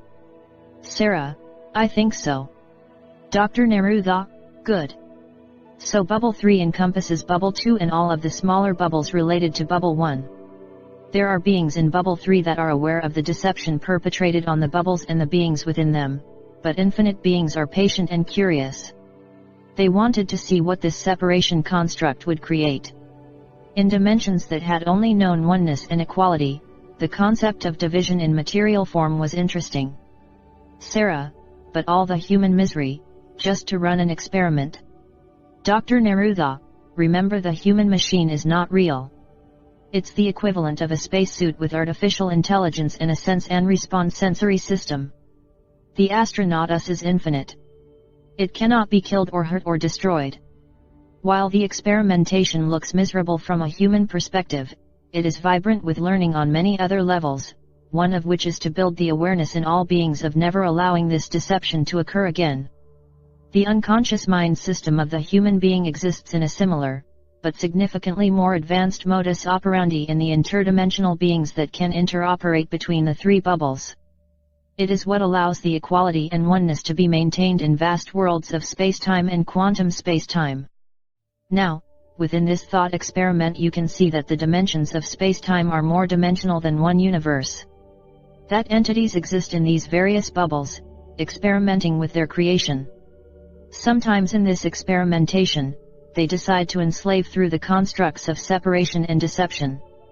This occurs with issues that human beings can relate to, like scarcity, preservation of a race, unintended consequences of decisions, service to self instead of service to truth. All of these elements were in the behavioral equations of Anu and his Syrian accomplices. At some point, the lessons are learned. The entire experiment solidifies and hardens to such a degree that it cannot really compress anymore. Its value rapidly diminishes from that point. When this happens, beings will intervene. In our case, we intervened in the form of humanity returning to warn of this reality, hence the Wingmaker's intervention.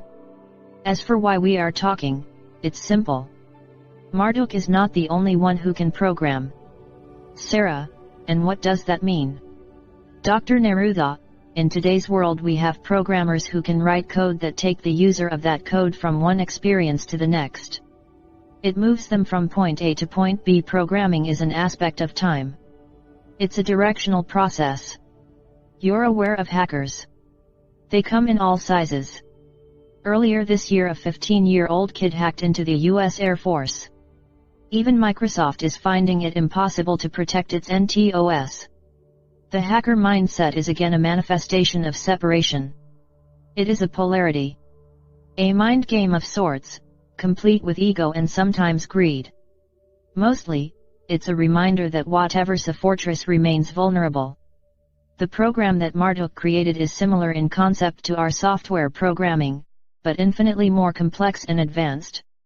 However, as any hacker will tell you, anything can be hacked with the right technology and skill. Our programs have been hacked. We've been altered. We're not connected in the same way to the grid lines that rule this hologram that I called Bubble 1, a little earlier. Sarah, who did the hacking? Dr. Neruda, I can't give you a name. I don't know. I've been told that there are many resources that are being used to create the crack in the wall, and then, from the inside, that's us, humanity will push the wall down collectively and walk out of this prison. We're part of the crack. Sarah, I don't remember volunteering.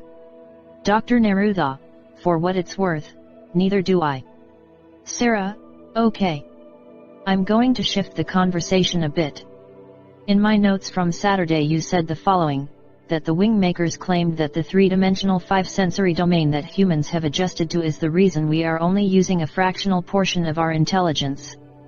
They claimed that the time capsule would be the bridge from the three-dimensional five-sensory domain to the multidimensional seven-sensory domain.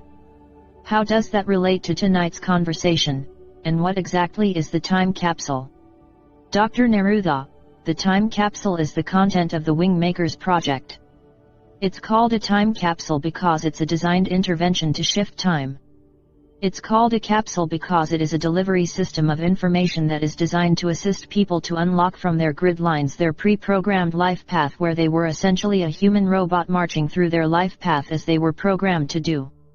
Until the Wingmakers disclose this aspect of their intervention, Sarah's note, the fifth interview of Dr. Jamison Neruda, they can't disclose the real meaning behind their words.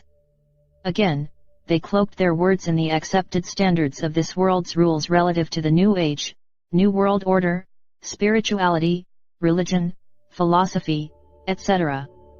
This gave them an accepted anonymity. After all, it was all presented as a myth. There's nothing in a myth that could cause Anu to censor or strike back. They tested the explicitness of the language, and decided to place some of the activational elements in other formats like art, poetry, and music. In other words, when they couldn't state something explicitly, because of retaliatory concerns, they would encode it into the art. Sarah, but you've asked me to hold it back this interview. What if it never gets released? Dr. Neruda, then it wasn't necessary. Sarah, but then that would make the rest of the materials less than true, wouldn't it? Dr. Neruda, I would say it would make them less direct or explicit, but to your point, yes, I would agree that their truth is diminished without the framework of this disclosure. Sarah, who are these materials for? I mean, I can tell you right now that when you were describing the first 4 interviews, I could count on one hand how many people I know who would listen to this perspective with an open mind. Most of my friends and family. I wouldn't even mention it. But with this interview, I don't think anyone I know would be open to it. I can't think of one, to be honest. Dr. Neruda, I understand. The number of people who show up to look through the crack in the wall will be very small. In terms of the whole population, a tiny fraction. But the real definition of the grand portal is that enough people will look through that crack and recognize there is much more to reality's existence, and they will work collectively to push down the wall. When the wall falls, that will be when the infinite beings inside step out and operate the human instrument, not as a separate thing, not as a vessel or something they wear as a uniform, but they will operate inside the human body free of the interface and functional implants. Sarah, you mean they won't ascend into bubble number 2 or 3? Dr. Neruda, they will stay right here, Earth. But they will stay here, in the body, as infinite beings, not enslaved shells of themselves. Sarah, you said there were other beings involved in this intervention. Can you disclose them? Dr. Neruda, I'd prefer not to say anything other than to mention that it will be disclosed soon. This whole enslavement of humanity is like the 6 blind men touching the elephant. Many people are feeling parts of the elephant and describing the part they are touching, but with blindfolds on, it is very hard to describe the whole deception. Sarah, are these blind men humans? Dr. Neruda, yes, of course. They see parts of this enslavement and they know something is happening. Something isn't right. You can't have godlike beings walking around the earth coincident with murder, rape, child abuse, and war, and they don't feel this separation and deception. Something is terribly wrong. Why are we letting this happen? According to the wing makers, there are people who are incarnated now who would be the equivalent of outliers. Are you familiar with this term? Sarah, no. Dr. Neruda, the term is typically used in statistics. Think of it like an anomaly. A person has what is called a transient malfunction to their interface, but in this malfunction, they are able to see through the crack. It might only last a second or two, but they glimpse what is behind the walls. And again, I'm not talking about the astral plane, that's just a more rarefied plane of the hologram of deception. People with these transient malfunctions often end up being diagnosed autistic or, in extreme cases, are considered schizophrenic, but because the malfunction is transient, they slowly merge back into the human hologram and lack the contextual meaning of what they saw anyway. They learn to forget. The program draws them back in. But before they forget, before they return to normal beliefs, before they are drugged or quarantined, they share their experience to the unconscious mind. And this begins to express itself through culture. It'll come out in movies, books, theater, art, poetry, and many of these expressions will help to feed the unconscious mind and open it up to the possibility that the scale of our prison encompasses even the light, even science, even angels, even God. Sarah, do we wear a target on ourselves when this gets released? I mean, will Anu decide to take us down if this goes out? Dr. Neruda, believe me, I've probed on that issue. There's risk involved. How much? I don't know. The wing makers explain that the creators of this plan have resigned themselves to the intervention, but that their equivalents here on Earth are not as excited by those prospects. It'll work its way out, but it'll take some time. Sarah, what happens between now and the grand portal, when the wall gets pushed down? Dr. Neruda, all I can tell you is that the triad of power will continue to consolidate. The money system will continue to spiral away from the many into the hands of the few. This was part of the original programming. Sarah, relating to the return of Anu. Dr. Neruda, yes. Anu would step in and solve the world's problems and be anointed. Anu would use the centralization of the money system to integrate technology into biologic systems so they would be able to have infinite existence in Bubble 1 Earth. That way, Anu reasoned, he could be God in this world forever. But as I said, this plan was not perfect in the sense of its infinitude. Anu underestimated the beings in Bubble 3 and beyond. Sarah, has it ever been tried before? Dr. Neruda, what? Sarah, this crack in the wall, and then pushing the wall down. Dr. Neruda, no. Not in our world. This is the first coordinated effort to liberate humanity. Sarah, but what about Jesus or Buddha? Dr. Neruda, according to the wing makers, each of the avatars who came to this planet did so as invited guests. Humans were explained as lost beings. It's literally how we are defined in the planes of existence outside our planet. Remember what I had said about the higher dimensional beings that would visit Earth and become manifested? Sarah, yes. Dr. Neruda, that was how many of these avatars came to Earth. They did not go through the birth process, they literally manifested in the Earth plane with their dimensional consciousness intact. They did not want to be born into this world and inhabit a human body, because they knew they would sleep and forget. Avatars had to directly manifest. The problem was that people were afraid of them and stayed away, or people acted as guardians of the old system and wanted to destroy the avatar, or some people looked to the avatar to save them. This was what spawned the evolution/saviorship model of the universe. Evolution, as defined here, is the process of being saved and absolved of one's sins. The sinner evolved into the disciple, and the disciple evolved into the teacher, and the teacher evolved into the hierarchy of teachers and leaders. Saviorship simply meant that an outside force or avatar would save the individual from their sins or reprehensible behavior, and connect them to the light or spirit of God. The Savior was an intermediary of the hierarchy that plugged the individual into the light of illumination and enlightenment. Sarah, so, didn't these avatars open a crack? Dr. Neruda, of sorts, but mostly it was to demonstrate what was really inside the human vessel. It was not to show miracles for the sake of convincing people to follow them or to create a religion. The resurrection, for example, was not a piece of theater to underline Jesus' unique stature as the Son of God. He was not that.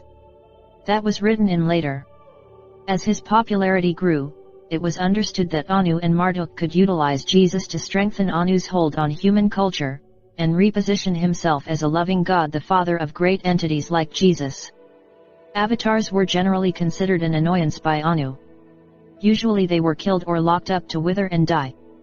Stories would be created to either cement them to Anu's glorification, or they would be vilified and deemed to be of Satan. There was no middle ground with avatars. Jesus was really the first avatar that Anu decided to embrace and create a world religion around. Each of the other world religions were modeled after Christianity, even those whose founder was not technically an avatar. Avatars were very rare. They wanted to come in and push down the walls, but they needed a large enough following to bring the whole wall down. A crack wouldn't be enough. And if they came simply to show the nature of the infinite being inside each human uniform, they risked a religion being built around them that would become, over time, welded to Anu and the holographic, multi-layered deception that hung over humanity like a dome. The wing makers refer to a new type of being called the sovereign entity. These are pre-sovereign integral beings, but they are seated with the capacity to step out of the hierarchy, and in doing so, they allow themselves to examine information that others would attack or ignore. Unfortunately, the information that will liberate people is the very information they are programmed to attack. Sarah, when you use the term hierarchy, what are you referring to exactly?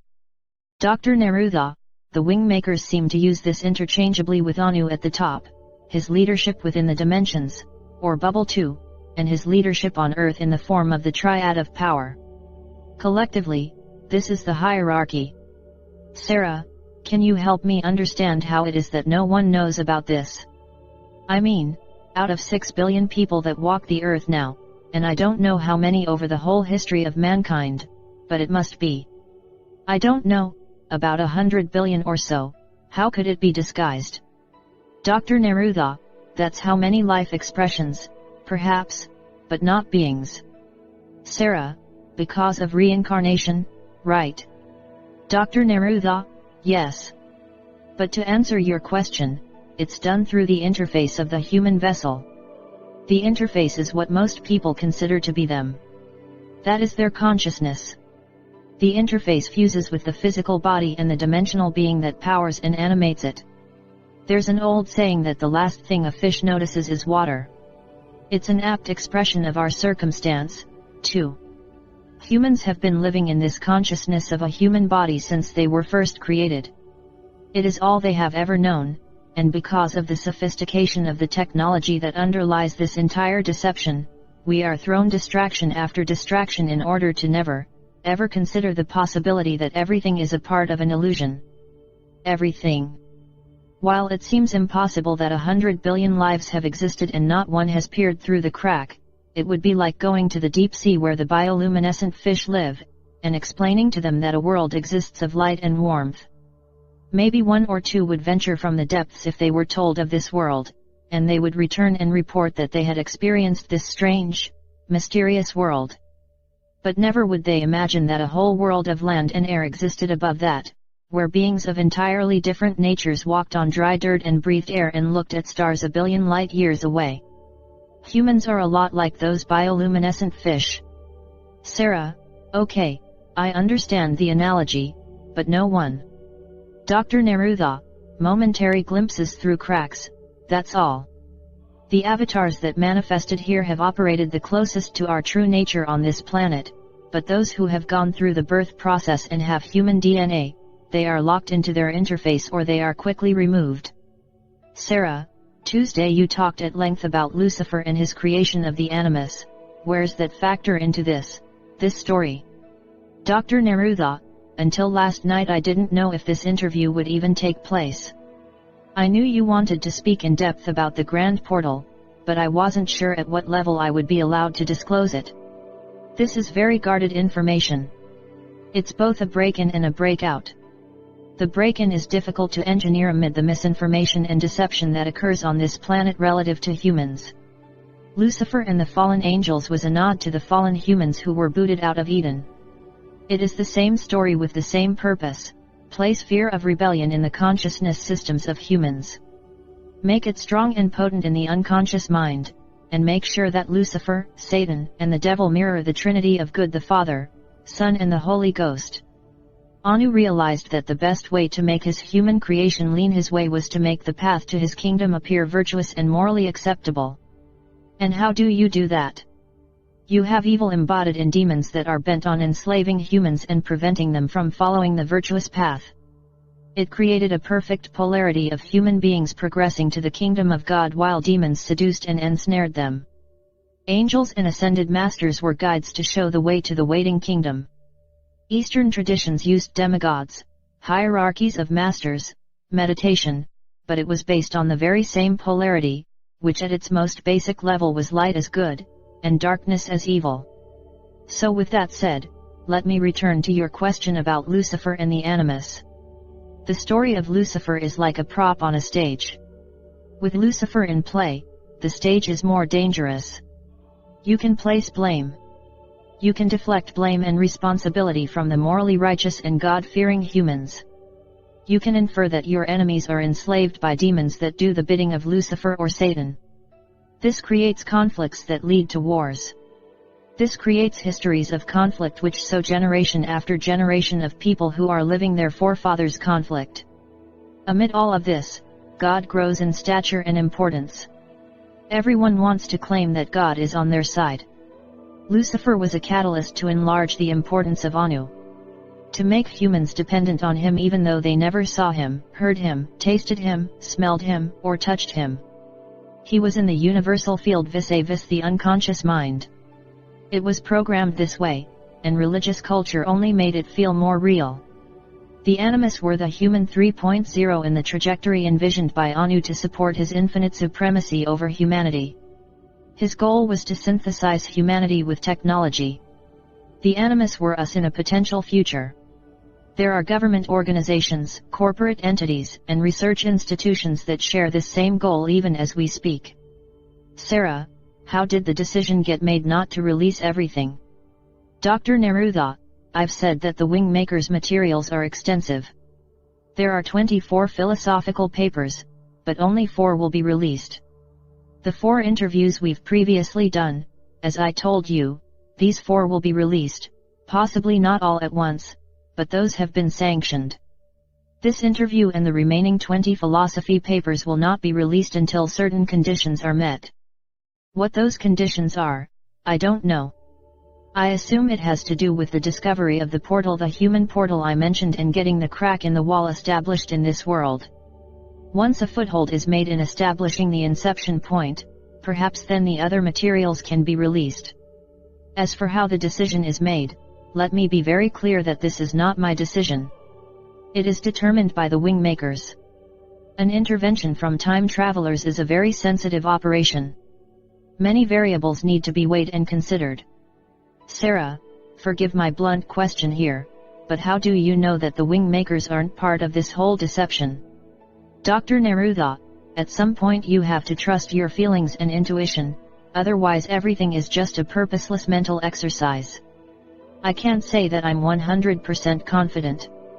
As a scientist, I'm disbelieving by nature, but everything I've read and studied is consistent to their stated goal, which is to establish a new inception point for human beings in this specific time.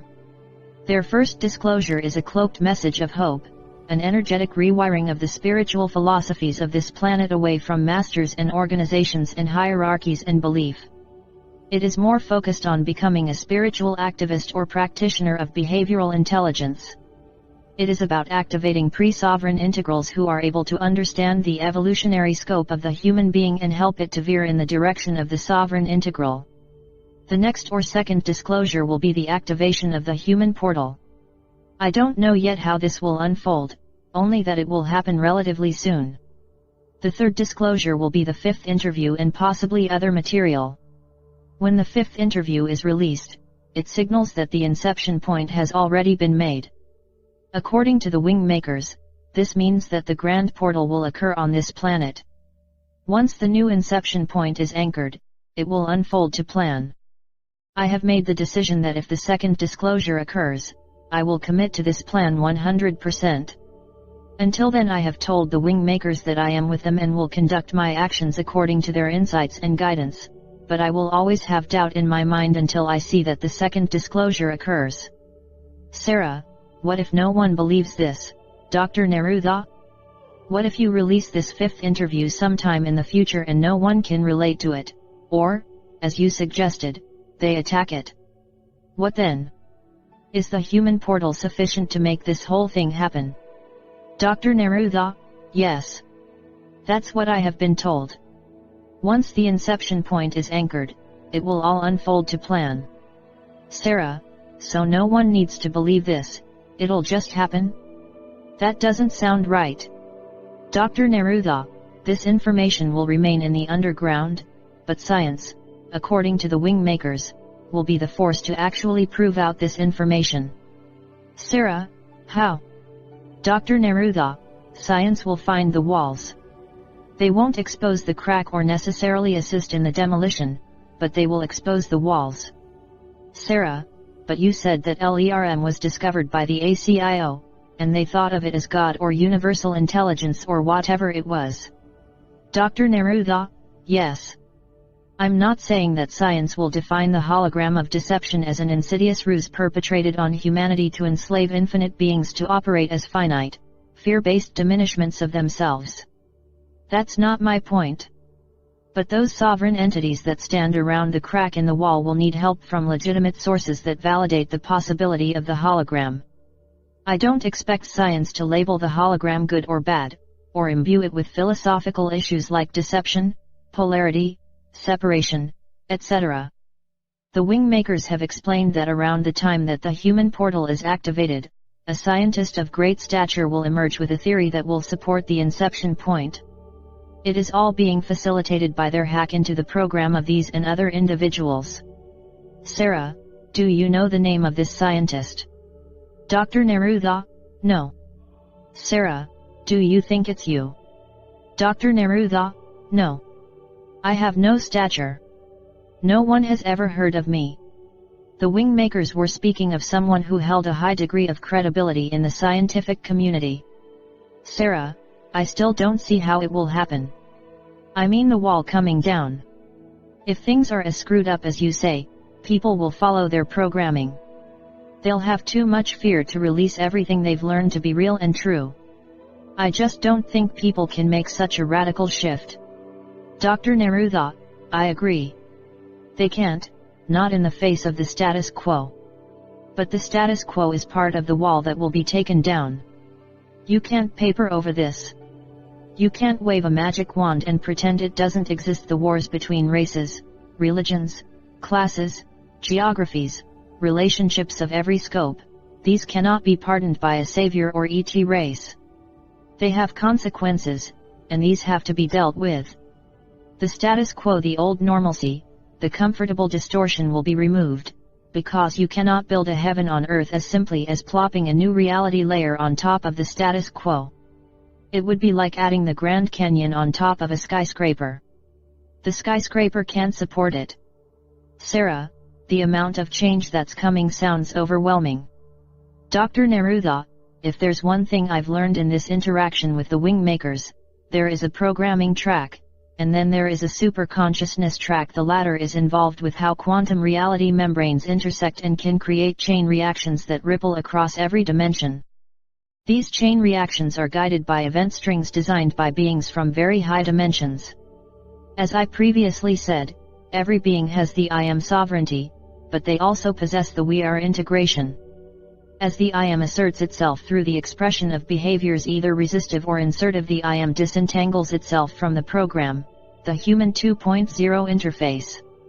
It begins to reconnect with the we are frequency, or the tone of equality as the wing makers have referred to it. It broadcasts this through the unconscious mind or universal field, making it easier for another being to touch into this same perspective and adopt these behaviors.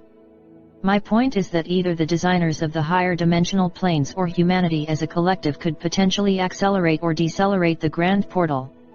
Sarah, what if there was a tug of war, like the higher beings wanted it sooner and humanity wanted it later? Dr. Neruda, I don't know. I suspect the higher dimensional beings would listen to the resistance. I really don't have an opinion on that one. Sarah, one day, hopefully in the not too distant future, a person will read this interview. What advice would you give them? Dr. Neruda, everyone has thoughts and emotions. Everyone shares a reality called Earth and the human body.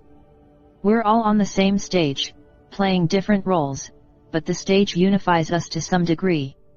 None of us can look across the stage and see a beautiful world of peace and harmony, or goodwill to all men. It isn't the reality that encompasses us. The question is, how do we move closer to a reality that supports our most innate truth, that I am we are? How do we create a stage and write a play that supports our transformation into the sovereign integral that is in fact what we each are?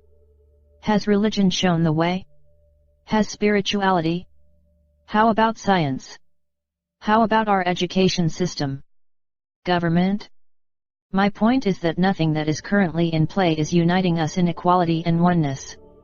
If you look at everything in your world after you read this interview, you will see that our world is designed for a very specific function, and this function is to feel separation. It can be as obvious as the color of skin, gender, and different cultures, to the subtler distinctions between religions and spirituality, but the design is fractal and it infuses everything in this world in this common unity I have called separation. Ironically, our unity is separation. If you agree, if you also see or sense this separation, you might also decide that it's escalating, not moving in the direction of unity, but further towards diversification and distinction, as if the more granular humanity becomes in its information access and expression, the more it drifts apart into clumps of similarity that feign unity within the clump, but expresses separation to the whole. The leaders of this world, whether they come from political, economic, military, religious, or cultural perspectives, know how to speak the language of unity and oneness, but their actions are the result of programs that often act in reverse. This isn't about thoughts and language. This is about behaviors and actions. People know how to disconnect from their thoughts and say one thing, and then do another. They know how to feign care, but their actions demonstrate hollowness. This is not an indictment to every standing solution, but nothing has worked. Religion's failure has birthed the nihilistic and disillusioned organizations of darkness and occult experimentation. They feed off one another. It's symbiotic survival. But what is lost in this is the reality that confusion and disaffection reaches into the world's populations and dulls our collective minds and hearts. There is hope. Hope resides in the vacuum of unity and oneness that is unaligned to anything on this planet. No one owns it or controls it or administers it. There is no mediation or go-between. It is completely unique. For all intents and purposes, it has never been seen or heard. It is on the other side of the wall. This is our hope, as foreign and strange as it may seem. What is in this world is not working, and it is because of separation. I don't care if you read the most esoteric, spiritual information on this planet, it is of separation. I've read esoteric spiritual documents over the past 20 years that would make most people swoon and say to themselves, this is the highest information, or this information is true because it is so detailed. No one could possibly know this much detail unless it was true. The most esoteric information on this planet was not written by human beings, but through human beings vis-a-vis channeling. The channeling speaks of wonderful spiritual realities, of how humans and aliens are one, of how the deep psychology of human beings is constructed, of the complex cosmological environment in which humanity is nested. All wonderful information, except no one mentions how we are enslaved, or why, or by whom. Not one. If these wonderful sources of information knew about how humanity is enslaved, wouldn't they share it? Isn't this the most basic point of information? What the wingmakers call the inception point? Why hasn't any of this esoteric literature shown this? I'll tell you, because the beings are either inside the hologram and don't realize it themselves, or are part of the deception and are guarding its discovery from humans. They're no different from us, as infinite beings. They're lost in this hologram of deception as much as we are. For those of you who read this interview and are unsettled by it, I can only say, good, you should be. It's a reality check on a cosmic, universal, and individual level. You can bathe in the splendor of spirituality and quench your thirst with the presented masters, or you can deepen your understanding of the reality that confronts us and stand up committed to apply your self-expression in service to truth. To walk your life in the expression of resistive and insertive behaviors. To be sovereign and integral. It isn't about spouting high spiritual concepts in thoughts and words. That is the reflex of the consciousness system. It's parroting and robotic. Live the I am we are in your behaviors and leave the mind. Shutter it. The mind is programmed to compare and analyze, which feeds the me-you separation. Sorry about that, I got a little carried away with my answer. Sarah, no, it was good to hear your passion for this. I guess the thing that's interesting to me is that the Wingmakers' materials are esoteric, at least to me, and they seem to be explaining cosmological systems and psychological structures. How is it different than what you were just saying about the channeled information? Dr. Neruda, sometime this year the Wingmakers site will be released on the internet, at least a part of it. Its only goal, according to its authors, is to introduce one concept, the sovereign integral. That is the fractal seed for the inception point. The second phase will introduce practical behaviors to support the sovereign being in their deprogramming of what it means to be a spiritual person. The third phase is to anchor the inception point, and create the crack in the wall.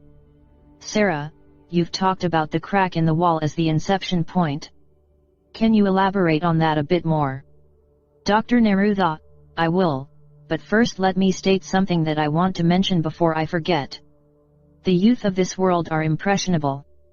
They're transitioning from the subconscious implants of their parents and forefathers to the creation of their own personality. They want to be different, they want to express themselves uniquely, and this opens them to influence. Where does this influence arise? Increasingly it comes through technology and the culture creators of music, entertainment, games, and books. They bring the tools for youth to knit their unique layer of personality that can fuse atop their genetic layer of consciousness, the subconscious. The glamour models, as the Wingmakers refer to them, convey a powerful elixir, which is to be selfish and self-obsessed. Narcissism is okay. Nihilism is the philosophy. This is prevalent and it will continue to spread, because this is Anu's program. When technology is unleashed in the form of global platforms, the impressionable youth will inform their consciousness and personality layers by means of this underlying philosophical belief in nihilism. The way this seeps into the culture, through technology that helps codify personality in our youth, is one of the clearest examples of how Marduk's programming spreads. However more sophisticated the technology becomes, the more integral it is to the person, the more the culture creators will exercise this philosophical system in humanity. Sarah, why? Dr. Neruda, because nihilism is the belief in nothing, and if kids build their personality and belief system from these ingredients, they will be more obedient to their internal programs. Sarah, why? Dr. Neruda, if you don't really believe in the higher reality of our world, you are more inclined to relinquish your sovereignty or the I am consciousness. The phrase "selling my soul to the devil" is simply code for I surrender to the will of Anu and desire to let him take my life for his purpose. The unstated objective of that renouncing of the I am is that Anu will give me something in return for my sacrifice. But the only thing that is returned is slavery to the system. You walk your life according to your program, and the program ensures you are a puppet whether you are rich or poor. Sarah, I'm glad you mentioned children. Do you see them getting this? And if so, at what age? Dr. Neruda, if you mean will children understand the information that I've shared tonight, yes, of course. In many ways, they'll get it better than their adults counterparts whose human 2.0 interface is more welded or infused into the human uniform. But the wing makers have written the materials so that they will be understood by the prepared, and age is not the key factor.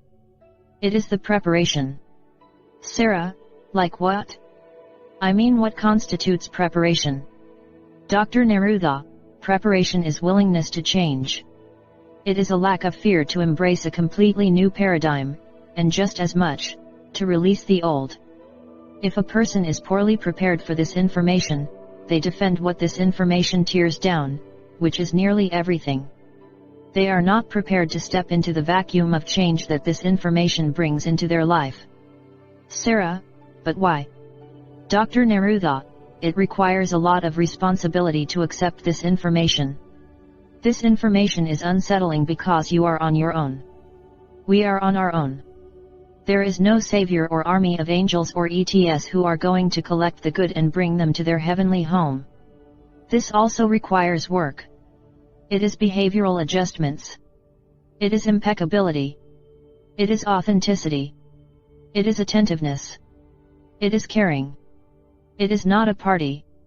It is not surface cosmetics. This is the sober journey into self-realization, no matter how that realization appears. It is a commitment to that premise. You don't say to yourself, I'll walk that path, but only if I get to go to heaven and rest in paradise with beautiful souls all around me. That's not this path. For those who want that path, they can subscribe to the religion or cult of their choice and find those kinds of promises aplenty.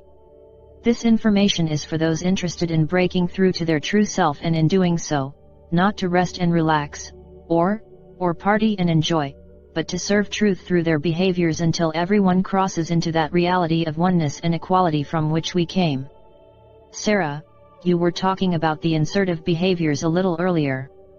I wrote some of them down, but I didn't hear the word love. Did I miss it, or is it missing for a reason?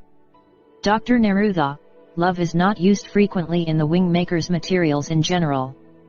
I think in part that's because the word carries so much baggage in this world.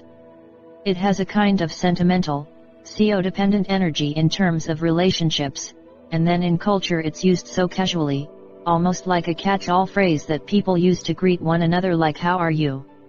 Love is the unification force. It is only that, and yet, in many ways, that is everything.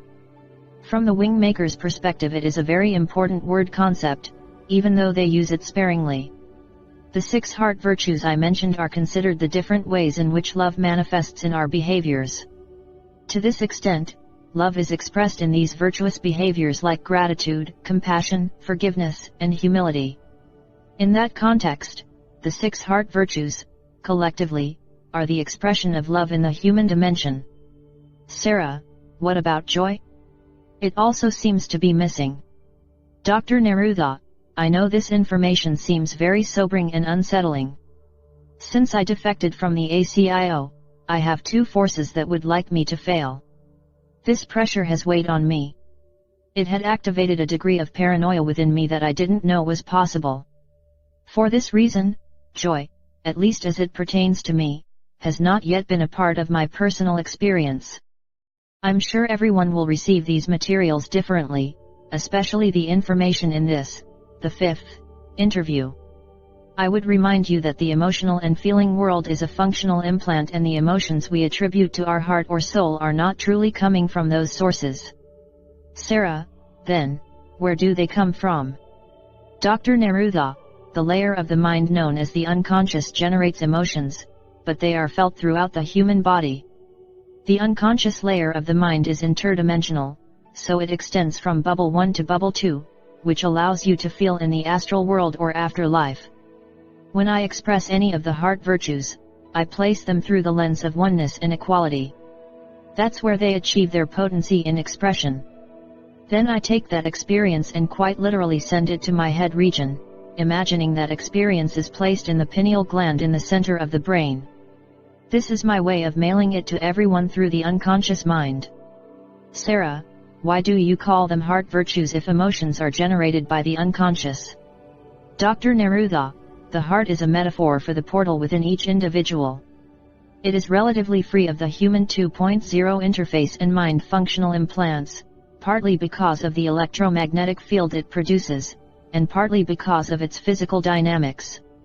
The wing makers suggest that the heart virtues should be experienced and expressed first in this region of the body, instead of the mind or head region, as a way to isolate the tendency of the mind to simulate these emotions from the unconscious mind layer, where they, by definition, lack the same potency of expression, because they exist in separation. Sarah, it sounds kind of complicated. Dr. Neruda, I prefer to look at the flip side. If I do nothing, if I go sit quietly in my chair and meditate or study religious scripture or pray, how am I supporting the progress of this reality? If this world remains ensnared in deception, that's complicated not just for me, but every being in bubbles 1 and 2. Sarah, one of the things you've mentioned frequently is this notion of oneness and equality. I understand the meaning and import of the words, but these are certainly not new concepts. Doesn't every spiritual teacher say this? Dr. Neruda, not all, but some do. You can go back 2,500 years to Heraclitus, who announced that all things are one. It is an important concept of human philosophy and to some extent modern-day physics.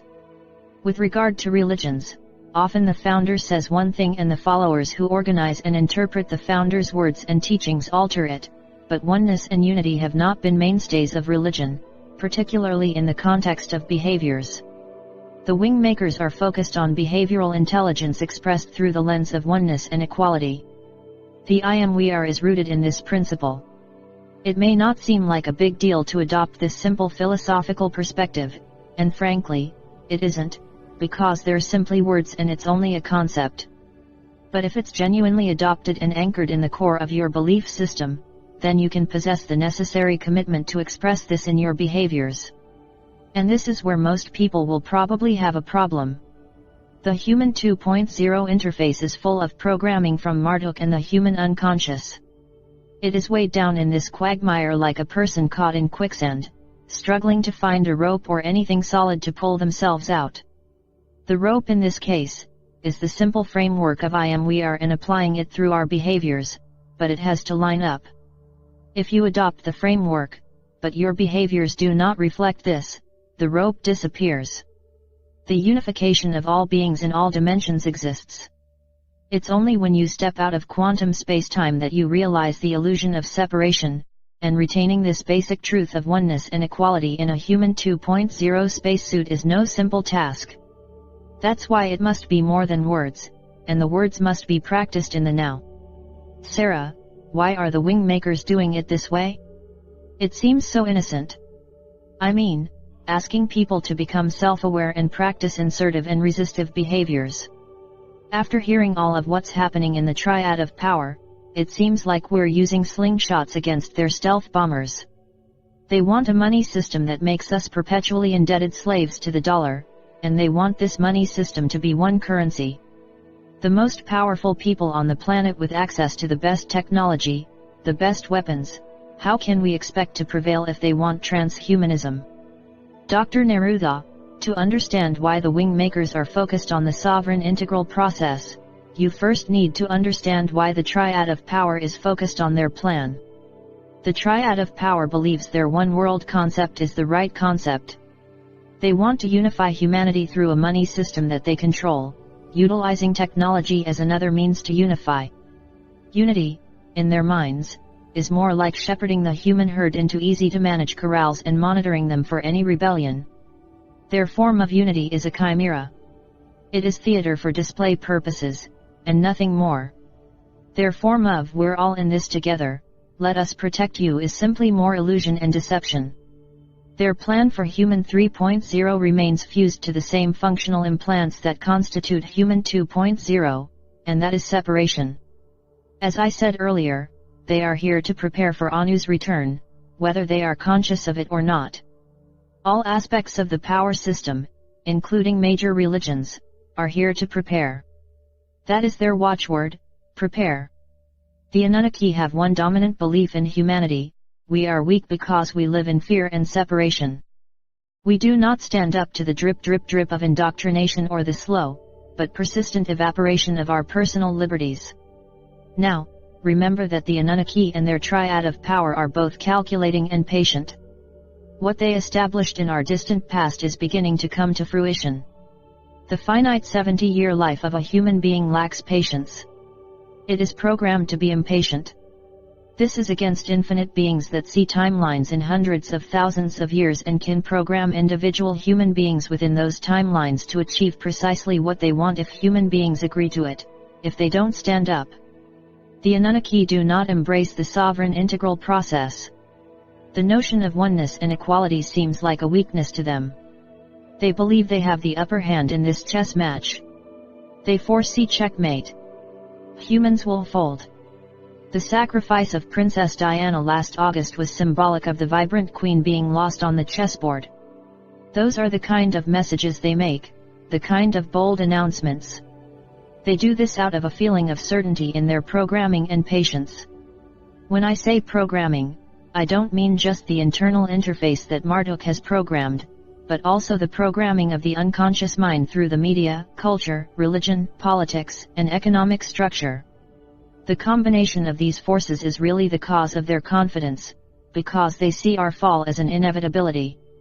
Now, to answer your question, human beings, even those with Anunnaki DNA, can become self-realized of their true nature through a simple process. It doesn't require that they meditate and pray all day or retreat to an ashram. The sovereign integral process becomes a natural part of the life expression of the individual. If enough human beings can embrace this process or something like it, the crack in the wall will expand, the wall will become less stable, and the world of separation, in its brittleness, will begin to crumble. The life essence is what we have on our side. This is not a slingshot as you put it. It is the infinite force that powers every object in the universe. Life is inside us and it exists in one and only one state, equality and oneness. The entire hologram of deception, as created and curated by the Anunnaki and their cohorts, that is not life, it is the exemplar of separation. Life is truthful and authentic. Separation begets deception, unworthiness, and fear. If enough human beings awaken, if we begin to realize what's afoot, what plans are being made to further enslave us and ensure that we remain a part of the hologram of deception, life will move inside us and we can collectively stand up and stop this, but it has to be done in the right way, with honesty, forgiveness, and compassion. The alternative to separation must be expressed in our movements and practices. We have to model these behaviors as a collective entity. That is the definition of the Grand Portal. Sarah, you've talked a lot about separation. Can you elaborate on why this concept is so prevalent? Dr. Neruda, if you look at the material that comes from religion, spirituality, philosophy, psychology, even the arts, you will see that much of this material is designed to be an owner's manuals for our functional implants. They support the human 2.0 interface. They instruct us on the methods and attitudes to activate these systems inside us. I've previously mentioned the 3 layers of the consciousness interface: the conscious mind, the subconscious, and the unconscious. The unconscious is where we mostly operate in terms of our behaviors and perceptions. The unconscious mind layer is deep and penetrating, and it is universal. Like I said, it's how Anu uses the oneness concept to his benefit. We are one in separation. The unconscious mind is one. Separation is a fractal energy. It infects everything within the hologram of deception to such a degree that it's not recognizable. No matter how well-intentioned a person or organization might be to convey true information, what often lurks behind the information is this fractal energy of separation and its use of comparison and judgment and all the other tools of separation that distill down to fear and unworthiness. It's as if the internal programming of Marduk and the external programming of the triad of power echoes around in all content of all times and cultures, so common and accepted, as to be unnoticeable. We have accepted separation, because it seems normal. Thus our behaviors and perceptions, driven largely by the unconscious mind, embody separation, and the vast majority of us do not even know it. Sarah: okay, but then how do we become aware of it? Dr. Neruda: a person must understand that they are being programmed. That's a starting point. If you don't accept this basic premise, then why would you choose to change? If you do, then observe the programming inside you, within others in your environment, the larger world, and begin to see how subtle this programming is. In many ways, to observe this programming, requires us to be neutral, so we can simply observe our internal states and the messages therein, as well as those of the external program, which come via television, the internet, email, newspapers, magazines, direct mail, and so on. It isn't critical that you know how every program is expressed into your life or what its esoteric meaning is.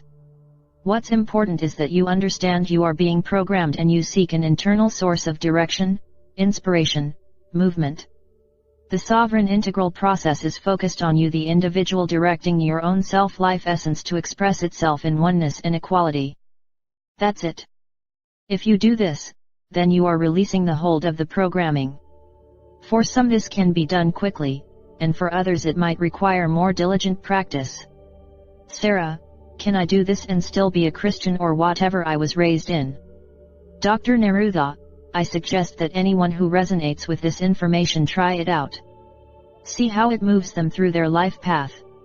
If they want to remain in their current structures, see if elements of the sovereign integral process could be applied. But if you don't see separation in your current practices, then stay there, because you won't have the motivation to be a practitioner. Sarah: but you just said that most of us don't see separation. Dr. Neruda: I said that if you don't see it in your current practice, then you won't be motivated to change. This process is all about change. Make no mistake about it. It is not selfish in any way. There is no burrowing into the bedrock of a belief system here that will make you feel superior or privileged or wise. There really is no belief system here other than the sovereign integral process. There is no structure, no organization, no master, no hierarchy, no one is above another or below another. Do you see? This is not an organization of this world. It cannot be of this world, otherwise it is subject to separation. The only way the human 3.0 SI manifests is inside enough human beings who exemplify this process, who anchor this new consciousness of conduct on this planet and share it through their behaviors and unconscious mind. That's the only way, and not everyone is prepared to do that. Sarah: what happens if we see separation, but still don't have the motivation to make the changes in our behaviors? Dr. Neruda: the functional implants of the human 2.0 interface are seldom easy to release. They will hold on to your life essence as long as they can. They want to drive the human vessel, not hop in the back seat and watch as mere passengers. That's against their program. Sarah, so talk about this resistance from the functional implants. How does it manifest? Dr. Neruda, I'm sure it's an individual thing. I don't pretend to know how it is for anyone else. I can tell you from personal experience that I initially dove into this head first and rearranged my life to this process. I thought I was doing a good job, and then a week or two later, I found myself back to square one, exactly where I'd started. It felt like amnesia. It was as if I had forgotten I was even doing a new practice. Admittedly, in my case, I had a lot of distractions in my life, but everyone can probably say the same thing. So I think this tendency, to return to the habits of the consciousness system inside our 2.0 interface, is the main way that resistance is expressed. Change, of this scope, is not an easy proposition. The human 2.0 mind doesn't like the back seat. Sarah, so what did you do, to return to the sovereign integral process? Dr. Neruda, well, for me, I needed to direct the techniques inward. Sarah, explain what you mean. Dr. Neruda, I was directing the heart virtues outward to others, but I wasn't turning them inward to myself. It dawned on me that the inward was probably the most important place to start. Sarah, how did you do that? Dr. Neruda, it takes great alertness to live and express in the now. Human beings have the tendency to live in our past memories or future concerns. This was what I was doing, and it took me from the now.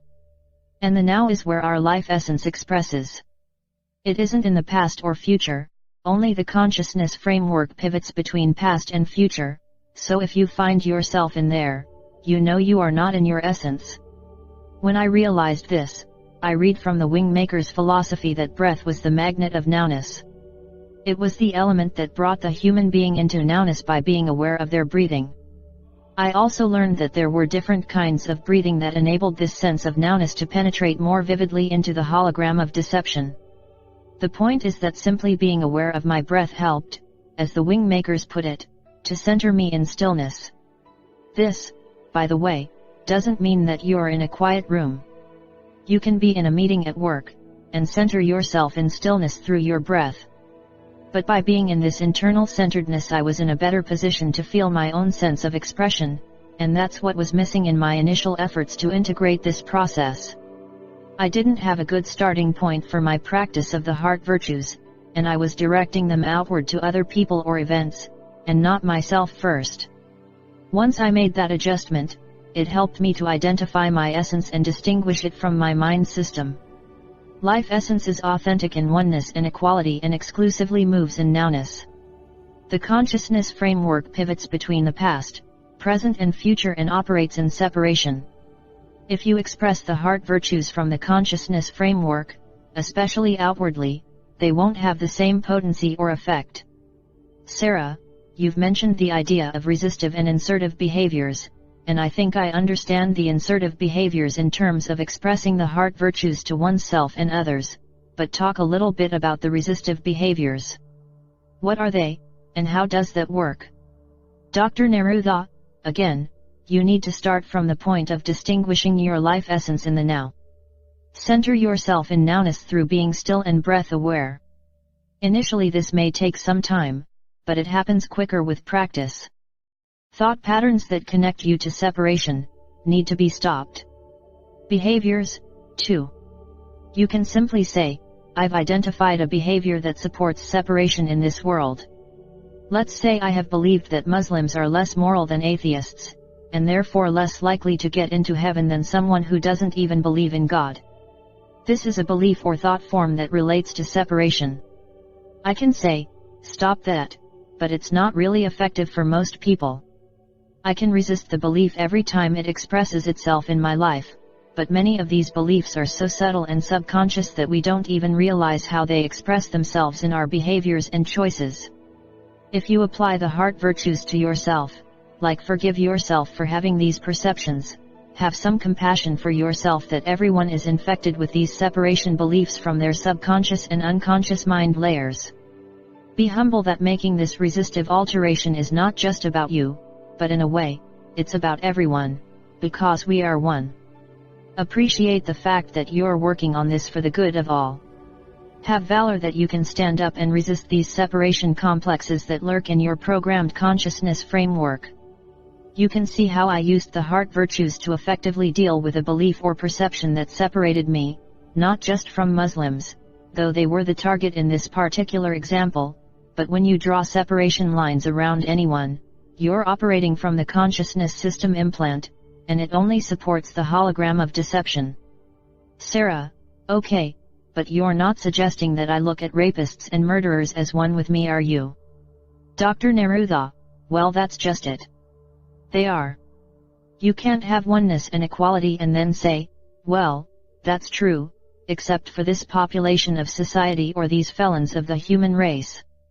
There is no leper colony where humans are excluded outside of the circle. The circle is all-inclusive, or it is an illusion. This is an absolute. Remember my statement about the hologram of deception is a prison. Sarah: yes. Dr. Neruda: there is no other prison inside the prison. We're all in the prison. All of us are prisoners, even those who are in the incunabula. There is no one who stands inside the prison walls and truly knows oneness and equality. Sarah: but then how does it change, if no one knows this? Dr. Neruda: it's a process both for the individual and the human race. We work on it, together. We resist behaviors of separation and insert behaviors of oneness and equality. We disengage from the thoughts, ideas, beliefs, principles, people, organizations, currencies, food, clothing, fashion, toys, and everything else within the hierarchy whose roots are nourished by separation. Sarah: when you put it that way, it sounds daunting, even impossible. Dr. Neruda: it has to be done, and it has to be done by us. The question is, if it has to be done, when does humanity want to do it? Now? 100 years? 1,000 years? 10,000 years? The wingmakers are clear about this in their writings, that if we wait until after Human 3.0, when man and machine become integrated, it will only become more difficult. Enslavement of life must end, at all levels. Sarah: I want to shift to something that's been bothering me about this whole conversation, and that is the issue of a God. From your description, God, as we've come to think of him or her, or it, is an illusion. It's really a being who presents himself as God. So the question is there a real God? Dr. Neruda: thanks for asking that question. I meant to bring it up on my own, and I think I sidetracked myself. Let's go back to the thought experiment about the bubbles. There is a presentation of a God, which, as I've said, is Anu. This is the God that Muslim, Jew, and Christian alike revere and worship. This is the God who desires to return and provide a clear supremacy over humankind in order to direct humanity to a Human 3.0, one world transhumanist existence that would stretch into forever. As I've said, there's a life essence inside all beings, including the Anunnaki, and this life essence is infinite. If you understand infinite, then you understand it is outside of space-time. If a being is outside of space-time, it is not defined by polarities like birth and death, creation and destruction, good and evil, and so forth. It is beholden to none of our vocabulary and concepts. Thus, when the wingmakers decided it was time for this information to become available on Earth, it was offered, in terms of its text, as a bridge. In other words, it was decelerated to our language constructs. Sarah: and other forms of media, too, like the music and art. Dr. Neruda: yes, but in a different application. All of this information needed to be encoded in a way that would be acceptable to two sources of scrutiny. One was Anu and his hierarchy, the other, the individual. Which is why the material in this interview will only be released when certain conditions are met, and the wing makers are reasonably satisfied that the information will not be taken down by the hierarchy or dismissed as a fairy tale by the individuals they are trying to reach. Now, when this deceleration occurred, they elected to release the information in phases. Phase 1 would be encoded in a way that would allow people to understand the world outside of the hologram of deception, but in a framework that's somewhat familiar, that's resonant with the evolving beliefs on the planet. Hence, the idea of first source, source intelligence, sovereign integral, human instrument, all of these concepts will be provided without contextual details, because if they were included, the information that I'm telling you tonight would be purged by the hierarchy. The entire event string would be taken down. The inception point of the portal and grand portal would have been mired in doubt. So, it will be dispensed in the manner it must. This is not in my control. Sarah, what does this have to do with the existence of a god or not? Dr. Neruda, I just wanted to clarify that the word God means multiple things and it needs to be clear what meaning is being used. That's why, in part, the wing makers don't use the word God but instead use the word first source. However, in their later philosophical writings, after Chamber 6, they don't use this word, for the reasons I mentioned. But these are very subtle intonations in their writings, as they try to weave their messages into our modern-day culture without being targeted by hierarchical censors. Sarah, there are literally people who censor this information. Dr. Neruda, there are people who censor and control information everywhere in the media, the government, the military, the sciences, education, religion, everywhere. The hierarchy has a complete army of censors. The vast majority don't know who they really work for, they're just enforcing what they've been hired to enforce. It's just a job. But technology platforms exist primarily for censorship. Intelligence gathering enables NSA censorship and information control. It's their job to filter, control and manipulate information. The system of mass surveillance isn't deployed to protect the masses, it's to control them, to keep them inside the prison from Anu's perspective, and controllable from the elite perspective. Sarah, you're not saying that the NSA cares about things like this, are you? Dr. Neruda, not in the sense of how God is defined, but it's through their surveillance platforms that those in the hierarchy are alerted to information that details critical aspects of their hologram of deception. That kind of information is fed upstream to those who do care. Sarah, if that's the case, then whenever this gets released, it'll get censored, so what's the point? Dr. Neruda, this is all about timing. If this gets released it will be because the wing makers have confidence that it will pass censorship. Something will have happened to enable it. Sarah, I'm aware you haven't really answered my question yet on God, so I do want to come back to that, but with the internet these days, couldn't you just drop this whole information on the public at one time? It'd go out to a few thousand people and then they could put it out on other sites and it would just grow in geometrical progression. How could they hold it back or censor it?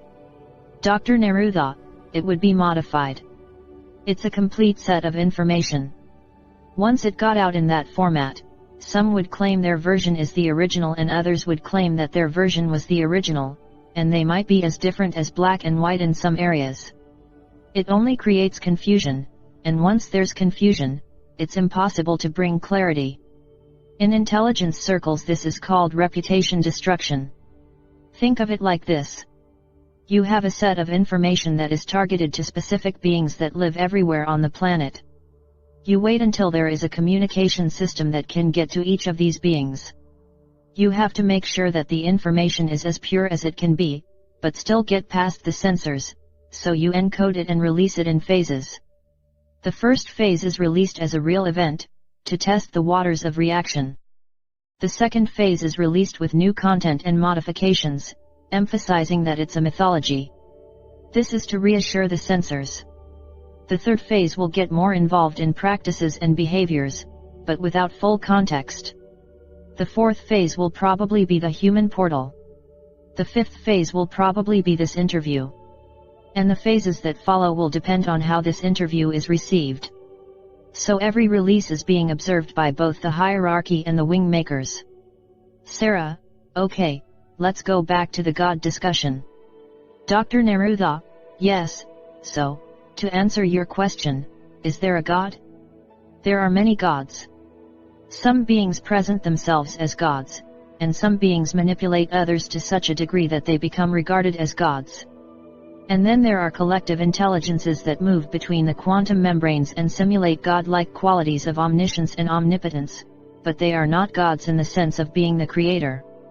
There are even some beings that present themselves as God through a human channel. The view of the wing makers is that the oldest civilizations in the universe believe there is a creator, but that this creator, known in the wing makers' philosophy as first source, is so fundamental that it is the fractal essence of all life in all variations. It is the quantum zygote of life at the most foundational level. It is not truly knowable as we think of knowledge. It is experiential through sound that evokes this tone of equality spoken of in the wing makers' philosophy. It's not apprehended through the mind, which makes it hard to describe or convey. This is the problem with anything so elemental that it all but disappears. How do you convey it in such a way that it can hold a human being's attention? Sarah: so there's a God, but it's unapproachable, is that basically it? Dr. Neruda: yes, but I want to mention that the relationship is to a creator, not a God. The creator is in all life. God is more of a parent and, in religious circles, a father figure who is humanized to such a degree that we can pray to God to give us things, help us remove obstacles, crush our enemies and so on. Creator is aligned to oneness and equality, while God is aligned to separation and fear. First source is the creator of life, the manifest reality of all existence. The creator lives within life as the infinite spark that connects all life as equals in oneness. It is not here to be humanized. It cannot be humanized, or for that matter, reduced to any other life form or thing. The creator is the conjoining of all existence in the equality of oneness, and when that occurs, then God exists. When it does not, there is no God in existence, only a creator. It is really that simple. As it is said in various religious texts that God created man in his image or likeness. And provided you understand Anu as God, then this is a reasonably true statement. However, the Creator created the infinite spark that animates the human form, and so the sovereign integral is the creation, and Anu had nothing to do with this. He merely figured out a way to enslave it. The last thing I'll say about the concept of God is that it's used by religions to separate ourselves from responsibility. It allows us to say, I'm not responsible for poverty or war or child abuse. There is a God who is much higher than us. God created the world, He is in charge. If He allows war and poverty, who am I to bear responsibility? The wrongdoers will pay in hell, and the tormented will reign in heaven. So God, or the concept of God, releases us from responsibility. The Creator, on the other hand, is not this way, because we're all bound in oneness, and what happens to one happens to all, and therefore, we're all responsible for allowing separation to rule our behaviors. It's important to recognize the difference between the constructs of Creator and God, especially within the hologram of deception. Sarah, after hearing all of this explanation not just about God, Creator, but the whole interview tonight, why couldn't it have just been released as it is defined in this interview? Why even release the first phases if they lacked this context? Dr. Neruda: I've tried to answer this already, let me put it his way, but understand that this is speculation, so take it as such. There's no assurance that this will get released or stay released. That's one reason. There may be other individuals that need the earlier phase information, because it bridges their current beliefs better than the later phase information. That's another reason. Remember, this is as much about redefining the unconscious mind as it is anything else. The unconscious mind is the back door that the Anunnaki left open in their designs. That's where the hacking vector can come in, and that's how the wing maker's information was brought in. Sarah, what do you mean by hacking vector? Dr. Neruda: the wing makers are hacking the program of our consciousness framework as designed by the Anunnaki, programmed internally in the DNA and functional implants by Marduk, and programmed externally by the hierarchy, aka the Illuminati, globalists, New World Order elite, Bilderberg Group, etc. The wingmakers must come into these programs from vectors that are less protected or defended by sensors, and have the potential for quick spread. Bear in mind that while the functional implants of the human 2.0 interface are programmable, should they become hacked or altered, they can be upgraded or patched just like software. So the ideal method to enter the human domain is to enter through a backdoor, appear harmless, even part of the order, and then quietly seed a fractal process that can spread through the unconscious mind layer. That vector is not altering the program from the hardware or software perspective. It utilizes the consciousness framework in the human 2.0 interface without changing its programming. It's like an app riding on top of the operating system. It needs to be invisible until certain conditions are met. Once those conditions are met, it can be released, and once it is spread, it cannot be stopped. Sarah, I'm not familiar with the term app. What does it mean? Dr. Neruda, it's a software application that's not part of the OS, but uses the OS or operating system. Sarah, if it isn't changing the consciousness framework, then what's it doing? Dr. Neruda, it allows the individual to initiate their own sovereign integral process, which allows them to release the hold of these systems on their life essence. It's less about modifying or changing the program, than it is about releasing the hold that these programs have on the consciousness of the life essence. Sarah, okay, I think I understand, so I want to go back to this process. You said it has two main parts, insertive behaviors and resistive behaviors. You also mentioned something about breath, but I didn't hear you say anything specific about it. Dr. Neruda, yes, the breath is an important way to bring you into self-awareness. It's like a quantum light turning on that illuminates your life essence, that part of you that is not of the human 2.0 interface. You're able to sense and begin to re-experience this infinite being that is you. The breath is something that anyone can use without a lot of complication, and obviously, it's always with you. It doesn't require any technology or expertise.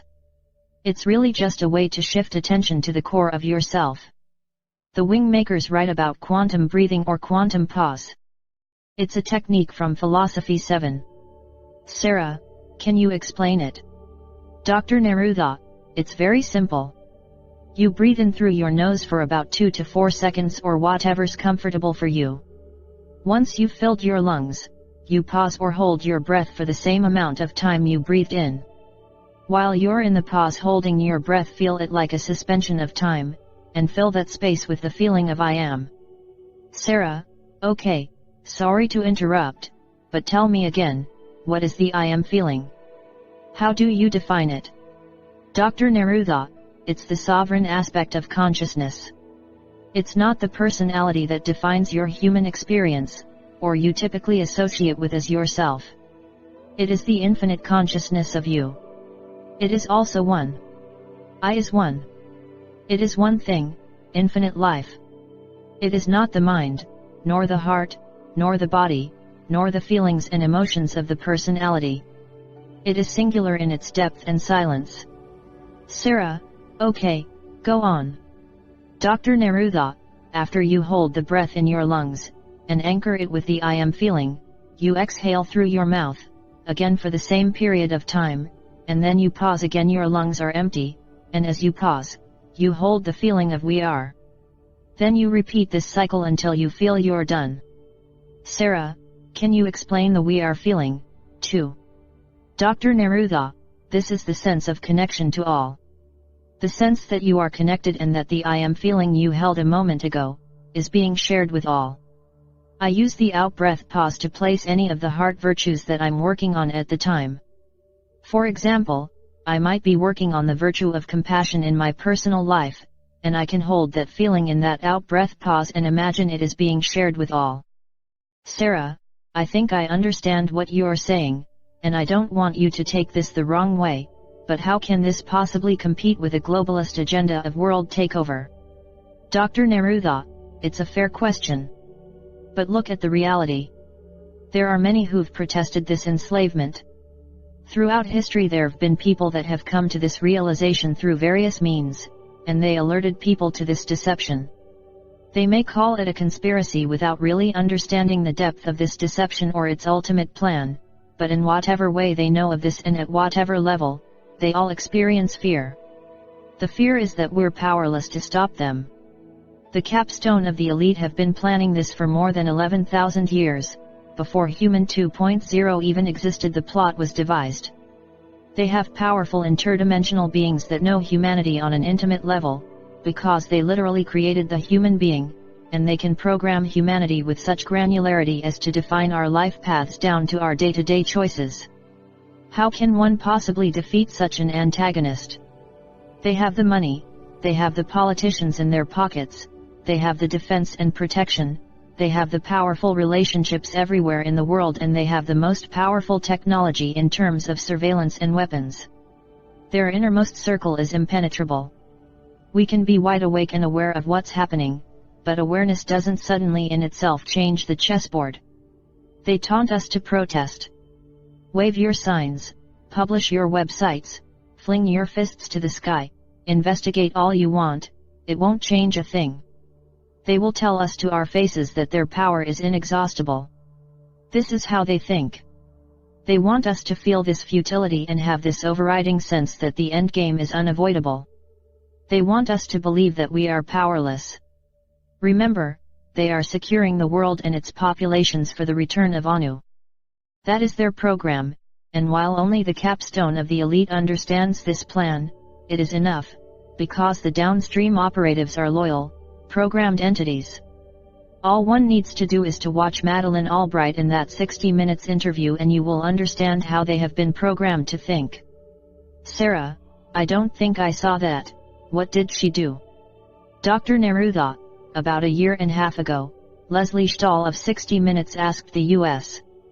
Ambassador to the United Nations, Madeleine Albright, if the death of 500,000 children was worth the price to essentially punish Saddam Hussein. Albright responded that it was. You see, this is the enemy that holds power. If they can justify killing children, they can do anything. The wingmakers have written that it isn't the protests that will change this enemy. If we shout at them and practice resistance with our guns in the street, they will only squash us. In order to bring their objective to a halt, we need to push down the wall, and we can do this by being practitioners of the sovereign integral process or anything similar. If human beings become self-aware, deprogrammed entities, who understand specifically how we have been enslaved and for what reason, we can collectively push down the wall that separates us from our true selves. This creates a chain reaction that affects everyone, including the capstone of the elite. The wall falls for them, too. It's using the consciousness of the life essence to reveal the human 2.0 consciousness as an invented reality. It's weaning from the hologram of deception to the reality that all life exists infinitely as equals in oneness. Sarah, okay, but how do we know that we'll be successful against them? Dr. Neruda, we don't, other than what I said before, that the wingmakers are humans who have time traveled in order to share this sovereign integral framework. I realize this sounds like science fiction meets David and Goliath. I can appreciate that, but I'm explaining what I know as directly and honestly as I can describe it. If anyone reads this interview, assuming it's released sometime in the future, then you can decide for yourself if what I say stands up to your scrutiny. I would just caution some to consider the possibility that should you dismiss it, your reaction could be a programmed response. It is your consciousness framework that is sensing and responding. Consider this before you dismiss this information as fiction. Sarah, but how would a person know this? I find myself doubting this disclosure. I don't find it very plausible. As a journalist, I'm trained to be suspicious of sources, and as much information as you've shared with me, I find myself wondering how this is possible and I haven't heard about it. Dr. Neruda, the hierarchy practices deception by controlling the buttons on the machine of absolute power. This machine is. Sarah, but you yourself said the internet was not something that they wanted to get out. Dr. Neruda, true, but whatever technology is released, they will find a way to use it to their advantage. It doesn't matter what the technology is, they will find a way to subvert it, modify it, and use it for their agenda. These are extremely bright beings that are obsessed with the centralization of power and control so that Anu can insert himself without resistance. Sarah, what if enough people woke up and rebelled? Couldn't we start a revolution and overthrow these crazy criminals? Dr. Neruda, they are not crazy, they are deceptive intelligences who have lost all sense of connection to their true selves. In many ways, they are the ones who are lost, and because they are so lost, they have led the unsuspecting to their haze of obedience. We have followed them. That's our responsibility. The material is here, in this interview, to wake up. But it's one thing to wake up, and it's another thing to know what to do about it. You mention a revolution. According to the wing makers, it would be a waste of life. They are not going to relinquish what they have worked so hard and long to produce. This will only change when the wall is pushed down. The wall is the human 2.0 consciousness framework that is programmed within every human being. The wall needs to be pushed down, and the way this occurs is not through protest, storming the gates, or shaking our collective fists in their face. It must be done through individual self-realization, and this, because of our programming, requires us to follow a process that enables us to become self-realized of our life essence. If we remain in separation, we can't solve the problem of separation. If we remain in deception, we can't reveal anything of our true nature. So we need to see all as one and equal in this hologram of deception, and that includes the capstone of the elite, as much as the poor and hungry. Sarah, I don't see how people will be able to do that. Maybe I'm a pessimist, I don't know, but will enough people really be able to do this? Dr. Neruda, at the heart of this whole situation is a single reality, and that reality, as hard as it may be to touch, is that we are infinite beings. Everything that is of space-time is within the hologram of deception. Everything. Which reality do you believe is more powerful and lasting? Sarah, whatever is infinite. Dr. Neruda, don't believe the programming that you are powerless. The sovereign integral process demonstrates that you are not merely a programmed life existence. Sarah, I feel I could go on with this conversation for another couple hours, but I also sense you are trying to close it up. How are you doing on time? Dr. Neruda, I can go a little longer if you have more questions. Sarah, I have lots of questions. How about if we take a short break and I'll take that time to review my notes, and then I'll try and keep my next set of questions to another 15 minutes or so. How does that sound? Dr. Neruda, sure, that's fine. Sarah, great, then we'll begin in 10 minutes. Approximately a 10-minute break. Sarah, the tape is rolling again, and I've got my questions. Are you ready? Dr. Neruda, yes. Sarah, okay, good. Does it seem like a strange coincidence that the Labyrinth group was trying to create time travel technology and you stumbled upon the wing makers who are time travelers? Dr. Neruda, not entirely. Sarah, but how do you really know that they're not aliens or some other non-human beings? Dr. Neruda, sometimes you just have to take things at face value when there's no evidence to the contrary and no evidence that would support any reason for them to misrepresent themselves. Sarah, through all of my discussions with you, this interview is like someone coming into my home and rearranging all the furniture.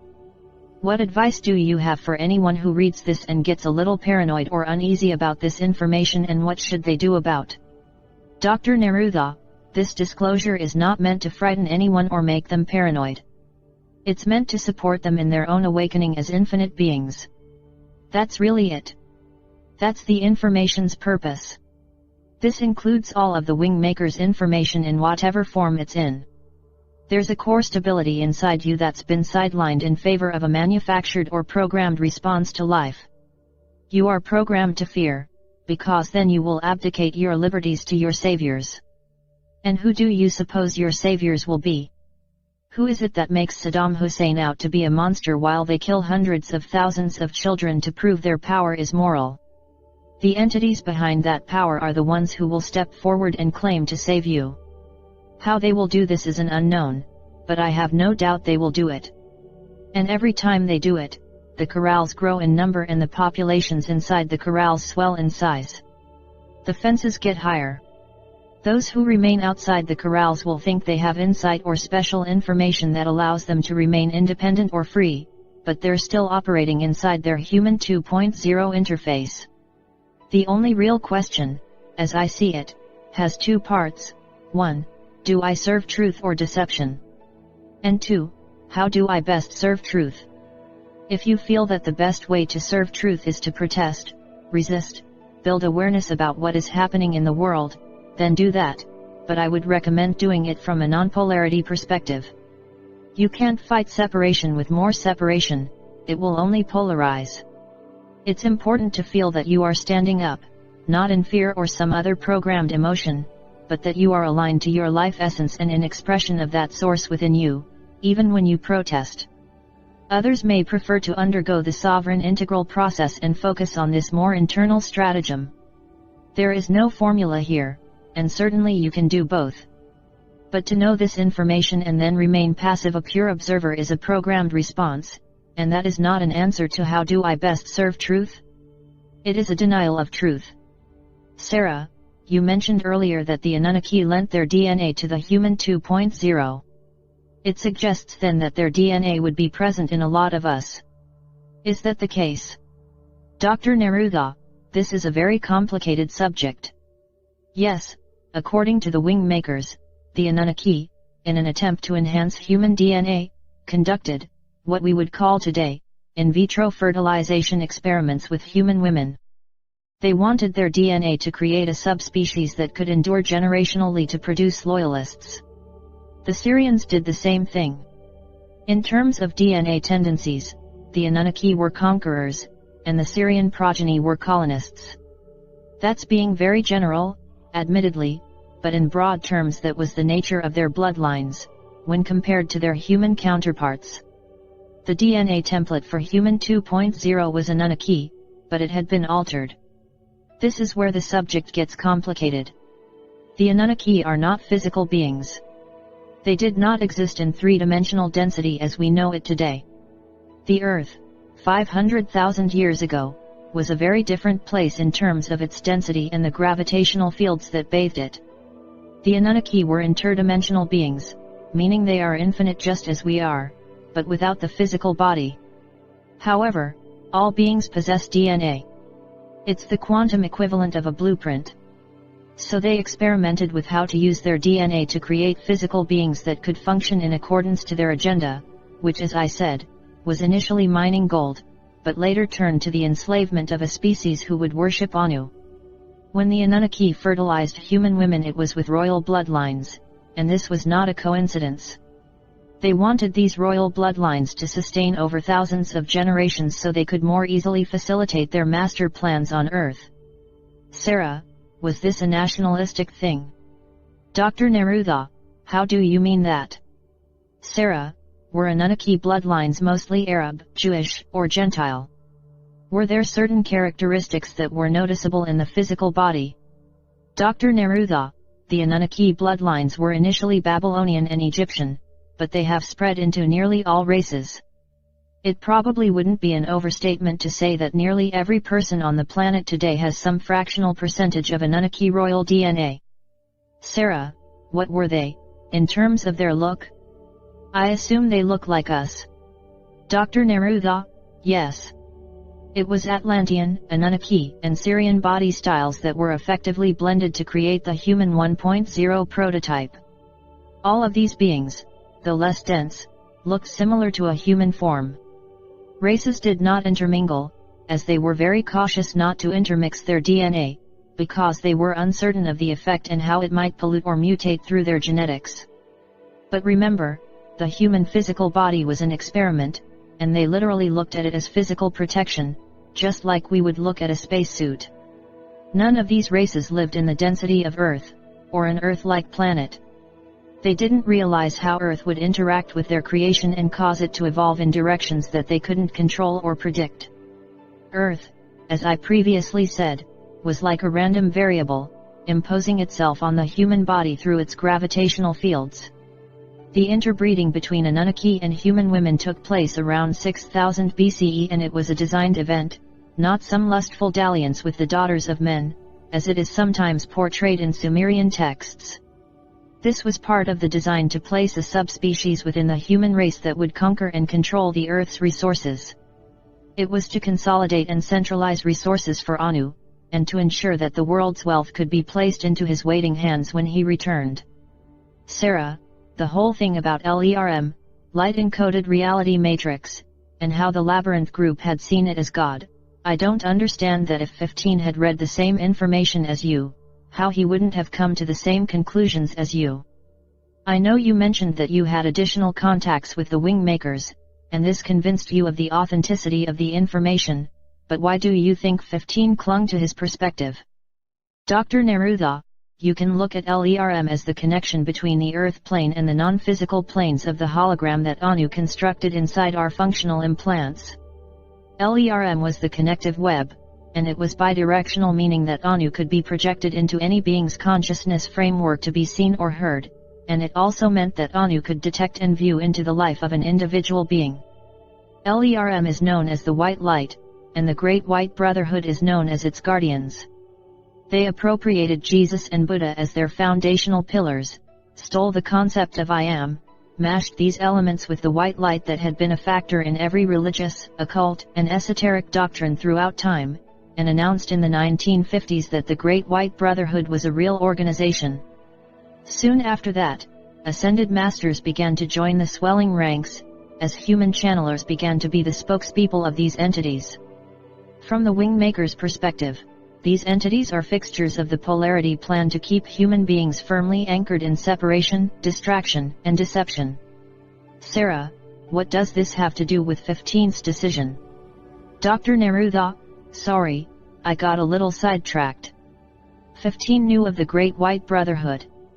It's considered a very important element in the overall hierarchy, very near the capstone of the elite, or what I earlier called the incunabula. The Great White Brotherhood was seen as a means to bring occult or secret information to the planet, and it was designed to balance the movement of secularization, which was to essentially rid the planet of religion and bring science to the stage. 15 was not sufficiently convinced to make a break from the incunabula and the Great White Brotherhood. He preferred to view LERM as proof of God, and leave his world intact. This is not, by the way, an uncommon reaction to this information. And intellects, as brilliant as 15's, will make this choice to stay in the known world instead of venture into the unknown. In 15's case, he had too much to lose. Sarah, why did the elite want to get rid of religion? Dr. Neruda, first, I want to correct you on your choice of words. It isn't the elite, as most people think of them. The vast majority of the elite are corporate citizens, financial managers, government managers, political heavyweights, military commanders, and the like. They are not making these decisions. The vast majority have no idea who or what the agenda is. That's why I refer to it as the capstone of the elite. These are ones who have been preparing the world for Anu's return. Now, back to your question, religion was seen as an obstacle to the one world order. The quantum world of science was flexing its muscles, disproving key elements of religious doctrine, and it would, if left unmanaged, verify the hologram but not the deception. The Great White Brotherhood was launched to the public in the 1950s, just as the quantum world was beginning to signal its stature, but it goes back to the 18th century when it was referred to as the Council of Light, and even before that it was a concept held in many secret societies. The idea of ascended masters, communicating with one another telepathically and instructing and guiding the affairs of men, gained some popularity with those who were disenchanted with organized religion. To be fair, some of the channeled information did come from beings that were considerably more informed than the average man, and they could bedazzle most people with their superior knowledge of the cosmological order and the structure of things relative to God, but their description and explanation was founded in the hologram of deception. While these masters supposedly channeled the secret or hidden knowledge to their selected students, who then wrote books and created organizations, this information continued to separate the worlds of light and dark, good and evil, and those in the know from those who were not. They used words like love, ascension, truth, and God more liberally than organized religions, and God was always portrayed as a loving, congealing force. Angels and cosmic beings were also associated with these organizations. They not only appropriated symbols and constructs like the soul and eternal life, but they also created the ladder of consciousness that stretched into infinity, in which the student was forever trying to learn more in order to progress higher on the ladder.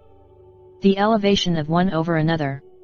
This was the key concept of the separation tactic of the Great White Brotherhood and, frankly, all secret societies. Create divisions of knowledge, add a ritual or two, and promise more power and awareness as you, the student, walk the path. They don't talk about how to deprogram from separation, instead they reinforce it. Sarah, you've shared information in previous interviews about the central race. In my notes, you even said they were responsible for our DNA. Are they the Anunnaki? Dr. Neruda? No. No, you have to define DNA in two ways. One is the human instrument or body, emotions, and mind system, and that stems from one system of DNA, courtesy of the Anunnaki and Sumerians mostly. The second is the infinite being inside the human instrument, which is also based on DNA, which is the quantum blueprint of the sovereign integral consciousness. The latter is the DNA developed by the central race. Sarah, in the second interview you made some pretty big claims about the 7 sights of the wing makers being a defensive weapon, and that this somehow related to the individual's experience of the wing makers' materials. In light of this disclosure tonight, can you explain how this works?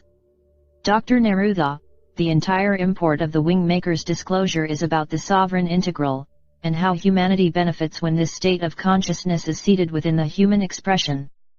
The requirement to keep this disclosure in the realm of science fiction and mythology was why I mentioned this defensive weapon. Sarah, so you're saying this was just a story? Dr. Neruda, that part was. You see, the wing makers' materials are, by design, composed of many strands of information. Some strands are storytelling, some are artistic, some are spiritual, some are conspiratorial, and some are designed to be factual, coherent disclosures of what is really happening in our world. The strands of the storytelling encase the other strands in a way, they shield these inner strands. I've already explained why it happened this way, and while some might feel it would be easier to just give the facts, if these facts were disclosed now, you would not have seen, heard, or read this information. The wing makers' materials would have been censored or taken down and discredited. I'm sure there'll be a good dose of that anyway, when and if this interview is released, but the story strand was necessary to provide an acceptable container to release the sovereign integral process. Sarah, but this concerns me that the information you've provided in the previous 4 interviews is created, at least in part, as a story. How do I present it to any reliable news source as true? Dr. Neruda, you can't. Sarah, so then what do I do with it? Dr. Neruda, either you will release it as a story, or I will. If you prefer not to, I understand. Sarah, couldn't you just tell me what parts are story, and what parts are true? Dr. Neruda, I could, but this isn't how I've been asked to release the information. Sarah, but I've invested a lot of time in this already, and if I invest my reputation as well, then I need to focus on the true parts, otherwise, I can't substantiate anything when I'm asked if, in my opinion, it's a true story. Dr. Neruda, everyone wants to know the absolute truth. They want someone to point to this phrase or that precept or that doctrine and explain to them that that is truth, believe it. That's been the game on this planet since humans began to contemplate their universe in a philosophical manner. All the shared truth has gotten us where? Where we kill children to punish leaders. Where leaders lock people up in death camps. Where religious leaders abuse children. So I would ask you, what is the value of the information that has collectively brought humanity here? You want the signposts of truth. No one can do that, and your proof is that no one has. Sarah, why?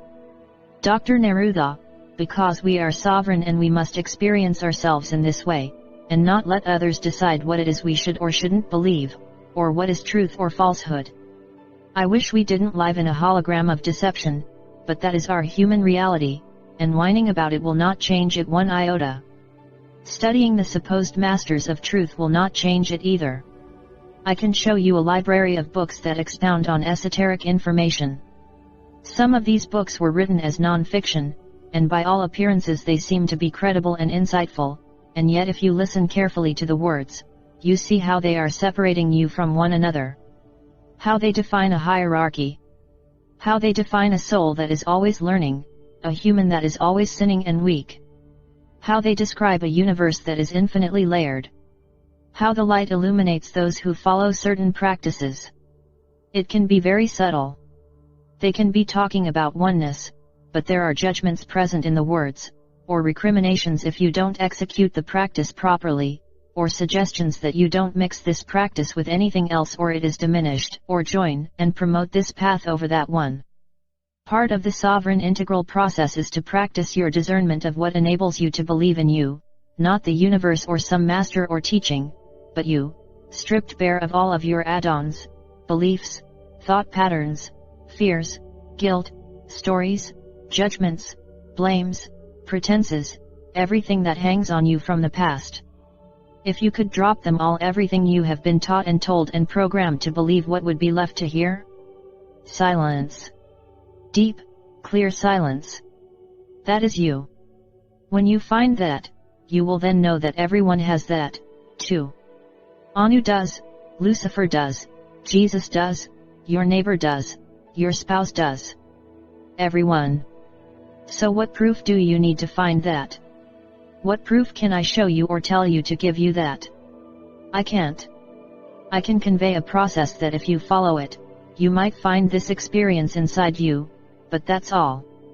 The process is free, it only requires time. The process is not owned by anyone. The process is not part of anything but you. Once you stand at the trailhead of that process, it's yours to follow or reject. Everyone must achieve this realization of oneness and equality in life on Earth. That is our call to action as a species. And in my opinion, anyone or anything that tells you otherwise, is lost. One more thing, the story strand may be exactly what activates someone to the sovereign integral process, and I think that was the point that the wing makers took with their information. Everything about their work is signaling the individual to the sovereign integral process and the realization of the grand portal. Sarah, if Anu is what we have been taught is God, then who is Lucifer? Dr. Neruda, it is precisely for this reason that you have to be sovereign. Because in the world where Anu is God, it is easy to presume that Lucifer is the real bearer of light. But remember what I've said over and over, everyone is lost in this hologram of deception. If all are lost, how can anyone lead you to truth? They can't. The truth is self-expression of your infinite self in the human form upon earth. That is the closest definition of truth that I know. It may not be the same for you or whoever reads this in the future, but this is my definition of truth. Does Lucifer advocate this? I'm not aware that he does. If anyone is not supporting my truth objective, then why would I let them move me in any other direction, even an inch? You ask who Lucifer is. There are 1,000 ways to answer that question, several of them I already have. To add another definition, he is not a polarity of Anu or his puppet. At a fundamental level he lives in equality and oneness the same as we. Is he awakened? I don't know. I haven't met him. I haven't talked with him. If I do, my first question of him will be, does he support the freedom of human beings, the kind I have just defined, and if he says yes, then I will accept his word until I see evidence to the contrary. If he says no, I will remove myself from his presence. If he says maybe, I would have a conversation with him and invite him to support this movement. Everyone is waking up. I realize it seems like the activation is in super slow motion, but in 70 to 80 years a huge shift can occur in humanity's realization of what is really happening in this world. There is no way to hide this. It's already in the unconscious mind layer and it will continue to spill out until we push the wall down. Sarah, this is more a comment or observation than a question, but the sovereign integral process seems existential instead of transcendental. It also seems like a solo journey instead of an organized group who are supporting one another. Is my perception accurate? Dr. Neruda, partly, yes. I think the sovereign aspect is what you're picking up on. It's an internal process for the individual to develop within themselves, but the integral aspect is a collective, and I don't mean that as an organizational structure. This process needs to be outside of any organization's or individual's hands. It's not possible to own this or control it within an organizational structure. I think people can use the internet and email to support one another. Some will want this kind of support, others may prefer to be left on their own. Relative to it being existential, yes, it is that. This isn't about ascending into the high places of heaven and hanging out in perfected realms of space, while your fellow human beings are lost, enslaved, and corralled into ever-tightening spaces. This is about sharing the heart virtues and the truth of existence in your behaviors, here, on Earth. It is about making Earth a place where human beings can express their life essence without the interference of Anu's hardware and Marduk's software, and to tear down the external programming that creates the parents of fear and separation and all of their children attributes like narcissism and hatred. Sarah, if I decide to release this information, do I have to practice it? Dr. Neruda, no. Sarah, can I have some time to think about this? Dr. Neruda, how long do you need? Sarah, maybe a week. Dr. Neruda, of course, you can take more if you need it. Sarah, are you resigned to the idea that you'll be caught? Dr. Neruda, I'm a realist. I don't think the ACIO will do anything rash. They'll simply do their best to quarantine me. Sarah, what does that mean? Dr. Neruda, I'll end up in a holding cell, off the grid. Sarah, what about Anu? Dr. Neruda, Anu is simply a name of the royal leader of the Anunnaki race. His name is symbolic of more than one being, which is the capstone of the elite. You could also look at Anu as the programmed existence of the human race. He exists in everyone to some degree. Anu's presentation of himself is that he's omniscient and omnipresent, and this is true in a certain way, so I have to deal with that reality. Everyone who wakes up and practices this process will meet this resistance in some form or other. Sarah, but if people hear that they will have to deal with Anu, won't they run from this? Who's going to try and fight that machine? Dr. Neruda, from the wingmaker's perspective, thousands, and then hundreds of thousands, and then millions. The wall can collapse in an instant when a critical mass is achieved. Sarah, but won't this be accompanied with hysteria and panic? At one time I thought the Grand Portal was a technological discovery of the soul, and it would be on the internet for all to see and experience in the comfort of their homes. But this isn't like that, is it? Dr. Neruda, no.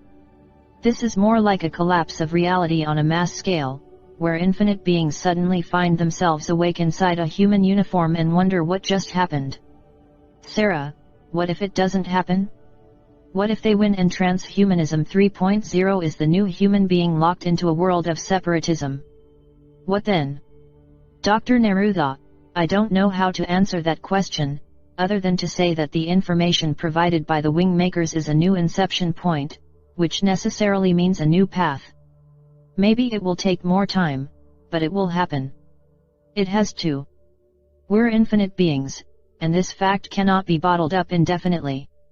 Sarah, I understand, but the whole concept of infinite beings that's been around a long time. Soul has been around a long time as a concept. How is this any different? Dr. Neruda, yes, it's been around a long time, but it's been bottled up into 3 paths. 1. Reincarnation and karma. 2. Be good and obedient and join the ranks of heaven. And 3. Ascend to a higher plane of existence and eventually become a teacher within the hierarchy. The 4th path, though not about soul, is that we are simply human flesh and blood and we have no soul. A person's soul is construed from one of these paths, assuming you believe you are a soul. Each of these paths, as I have already said, is within the hologram of deception. They do not lead outside past the wall, and they certainly do not make the wall less stable.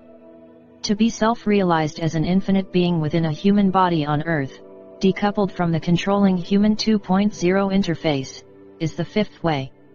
We've been living in a game show that has 4 doors where an announcer keeps repeating the instruction, choose one of the 4 doors, while completely ignoring that there is a 5th door. This new inception point inserts the 5th door option. That's how it's different. Sarah, I wish I could go on with question after question, but I think this is probably a good place to stop. Dr. Neruda, I agree, Sarah. Sarah, okay, good, then we'll bring this to a close, but before we do, I'll give you the last word. Dr. Neruda, well, first, thanks for your open-mindedness these past 2 weeks.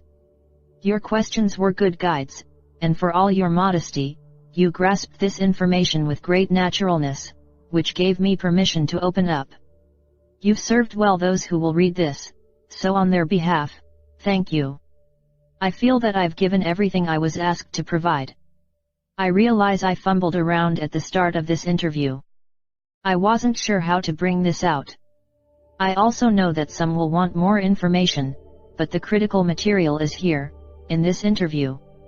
I'm sure there are more details and nuances I could have provided, but then, no matter how much detail I'd disclose, it would never be enough for some people. This is all about action in behavior, not reading or soaking up information from another person. The glimpse I've provided is a good start, and that's all that's really needed for an inception point. I realize this may seem like a fantastical journey of fictional characters and unlikely events, not to be taken too seriously, but in my view, this disclosure of the wing makers is their most important. Sarah, thank you, Dr. Neruda.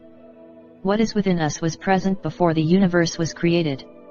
Our inner, pre-quantum core existed previous to space-time, before any extra-dimensional race enslaved us. We are not weak or defenseless. We are not mere human beings with 80-year lifespans.